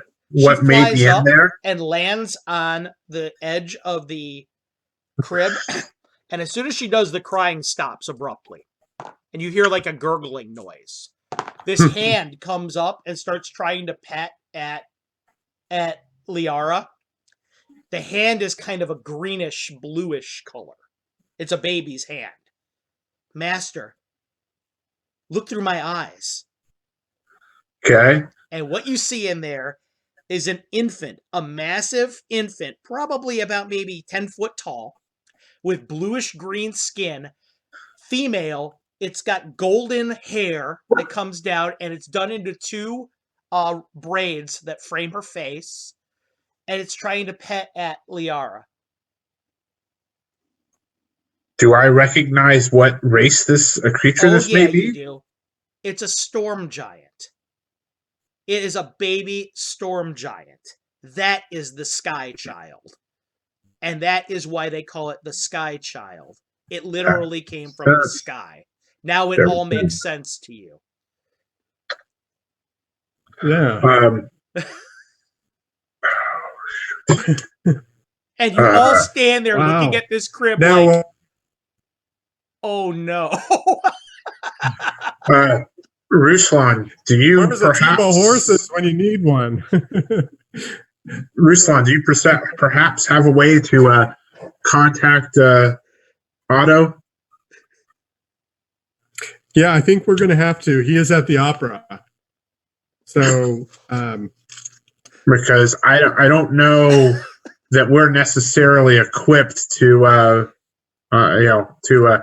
escort or even get this thing to move. Hold on. we've Do we have a guess at how old it is? Yeah, you're guessing she's probably maybe 6 months old, 7 months old, maybe. So wow, that's true. may or may not even be able, probably not even able to walk then at that point, correct? Yeah, No. and we're talking, let's just say good sized diapers. You know what that means? Yeah. Right.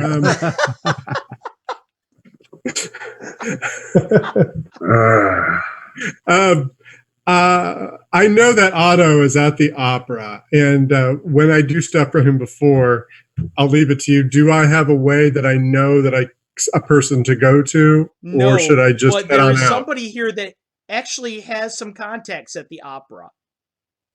Yes. Okay. Yes, I do. Dennis, what are you gonna do? Yes. Well, what I'm kind of wondering is if I do have contacts with the opera, but what I'm wondering is if we shouldn't send Our the familiar our winged friend. to. I would think that she might be able to get there a little quicker than any of us, and maybe we could send a message to my contacts at the opera. Are you going to And, do that, Commander? If Lady Lair is willing, I will dispatch her. Of course, Master. This is. I hate to be trite, but this is bigger than all of us. Indeed. I'm going to ask her. Are you willing to be our storyteller? Of course, I will. You would be the hero. So she flies off, and she turns back and looks at you. And she says, "I suppose your role is to guard the door until help comes." That is my thought. About 2 hours later, coming down the hallway, you see two figures. The portly Otto is coming down the hallway. He's got his armor on. He kind of looks a little foolish, actually, with his banded mail, with his chainmail on. He's got his footman's mace in his hand, and he's with a tall female with these golden blonde locks that you recognize her instantly as Delarzi Salivarian, another one of the members of the Circle of Eight. And Otto looks at you and he says, "I came as quickly as I could." He's got his arm out, and the Liara's curled around her arm, and she's looking kind of giving side eye over at Jalarzi. You see, We're she looks sorry a to little interrupt bit your like show. miffed. And as you they walk into the room, you can see why. Because at Jalarzi's shoulder appears another pseudo dragon, Oh, her familiar Edwina. Uh-oh. Yeah, and she's like, she comes flying over and lands on your shoulder and just glares over at Edwina. Otto Now, looks over. Otto and Jalarzi have seen it all. They're members of the Circle of Eight. Okay, they've seen everything basically fighting alongside Mordenkainen. They're looking at this gigantic crib, and both of them look totally flabbergasted. Like, I knew what we were gonna see, but I wasn't ready for this. They're both looking at it like that. and how do you think we felt? We didn't get a warning. Otto looks at it and looks at you and looks at it again. And he smirks. He puts his foot in his flail over his shoulders, and he says, I had the utmost confidence in you boys. He says, it looks like you've brought us a substantial prize. Definitely. Jalarzi just looks at it and kind of like a wondering eye, walks over to it and pushes the crib a little bit. It starts to rock. You hear this thundering giggling noise from inside of it. 3 days later, you're all at the Golden Phoenix together. You've been kind of given the run of the place. Otto's hired out a room for each one of you as a way of thanking you, and as a way of you guys all getting a chance to enjoy your victory.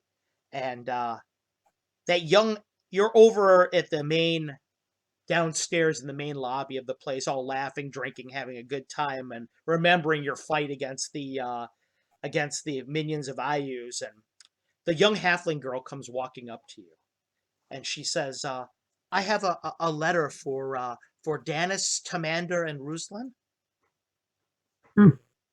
Yeah. Okay, thank you. She hands Yes, it to thank you. you.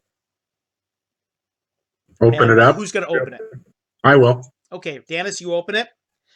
On it, you feel a scroll that is not made of paper. It feels like it's made of vapor, actually, like cloud stuff. And written on it in a big, it unfolds into like maybe a 2x3 piece of parchment. And a childlike's crayon drawing is drawn of a dwarf, a gnome, and an elf with a little dragon there, and they're up by a crib, and they're fighting this mean lady with wings and this bow. And it says, thank you, with a big smiley face on it. And in these runes below it written, it says, we will never forget you. You only need to call when you need our aid, and you can be assured that we will respond. Thankfully, the parents of the Sky Child. And that's where we're going to end up our mission for the day. Congratulations, guys. You guys beat the scenario. Well done. Thank you. Well done. Good job, guys. Gosh. You guys Well done managed for you. to Good miss so many bad encounters in that because you guys handled yourselves the right way. The worst one you guys managed to miss was the polymorphed evil storm giant that sold her up the river. There's a dude that's walking around in there that's like normal height, and he just looks like he's wearing like these kind of a toga, like a Greek-esque outfit, but he's actually a polymorphed storm giant and would have rained hellfire and brimstone on you. The way you guys avoided him, he was one room away from you when we were fighting the Alu feed, but because Ruslan cast silence in there, he didn't hear a thing. Nice. I was thinking, okay, this is where they're going to go out because they're going to make this big clatter against her. And you guys silenced it and nothing happened. So you guys managed to beat that. So well done. You guys used your heads, you used stealth, and you used blood and thunder, and it worked out great for you. So well done, guys. Give yourselves a little hand. Thank you. Good game, Everybody, though. hang out for about 5 minutes after we go off the air. I promised these guys I was going to get them out of here as quick as I could. So everybody that watched us tonight, thank you so much for tuning in for this very special episode of caslHawk Chronicles. I'm Carlos A.S. Lysing, our Dungeon Master, and for our players, Doug Arteman, aka Ruslan von Susbaren, Tim Decker, aka Dennis Goodloam, and Jason Wyndham, aka Tamander Nurion. And don't forget me either. The pseudo dragon, the real hero, Lady Liara. Good night, everybody. Thank you very much for watching us.